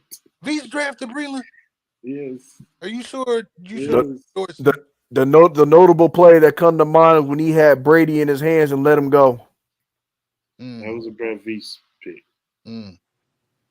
And he don't miss often, so he don't. That was his first draft, so I give him the benefit of the doubt. Mm-hmm. Yeah, I understand what he was going with. He should have been an outside linebacker more than defensive end, but yeah. He flashed more at linebacker. Yeah, he did. Until he tore up his knee or whatever. He never came back. Well, all right, fella, we've been on this thing for damn near 3 hours. Yeah, hold on for me, dog. No problem, man. Hey, man, that's why we do it. We do it for the people and the kids out there. No, sir. Even though the kids don't watch. No, sir. Don't need to. Better have their ass at school, learn something. Damn early for them to be sitting on their ass watching the podcast. A goddamn book and read something. Yeah. Well, all right, y'all. Let's give a shout out to the sponsor, Every Morning Quarterback. If you look down at the bottom, you see the link to the website, emqpodcast.com/locker-room. If you go to that website, you'll see the locker room access of all the podcasts that's under the Every Morning Quarterback umbrella. They got the Chargers one, the Patriots one, the Jets one, Colts one, and they got ours, Arrowhead Chief Podcast. If you click on the banner, you'll see all of our episodes, all the recent ones, all the past ones. So check us out. Also check out their podcast, Every Morning Quarterback. They come on YouTube. Subscribe to the channel. They talk about everything league-wide. They also got betting tips if you want betting tips for the week. They even talk about college football. So holler at them. Shout out to Anthony, Brandon, Connor, and Zach doing their thing at Every Morning Quarterback. And you want to just listen to the audio, you don't want to, do the YouTube thing, you can listen to us on all streaming platforms, Spotify, Apple, Google, Stitcher, Breaker, Alexis Music, or whatever you call it. You go on those streaming platforms and you'll hear all our audio, past, present, audio. Check us out, subscribe to the channel, and check us out. And if you want to follow us on social media, we are available on all social media platforms at AH Chief Podcast on Twitter, on Instagram, on Facebook, and on TikTok. You can follow us on all those channels. We'll follow you back. Because, Clarence, what is our motto? We not Hollywood over here. Yeah, we not Hollywood. We fans just like y'all. We here to hear y'all feedback, y'all critiques. If you got some suggestions, y'all want something else to talk about on the show, hit us up, man, and we would love to give y'all the best Chiefs content that y'all want. Just remember, talk to us nice and normal. Don't come at us wrong, because I'll sick Clarence on. Chris, like I'm a damn dog, don't he? Playing son. That's right, Joe. We are Hollywood. But yeah, for sure. Follow us. We'll follow you back because we're trying to give y'all the best Chiefs content out here in these Chief Kansas City streets. So, all right, fellas. National Championship game day. Then we got the playoffs this weekend. Then next week we find out who we play. We probably won't have a show Tuesday because we pretty much covered everything. You really nothing else to talk about. So we'll reconvene next week so we can talk about who we gonna be matching up with, man. Yes, sir. So, save your high blood pressure medicine. So y'all have a good rest of y'all week. We out. Peace.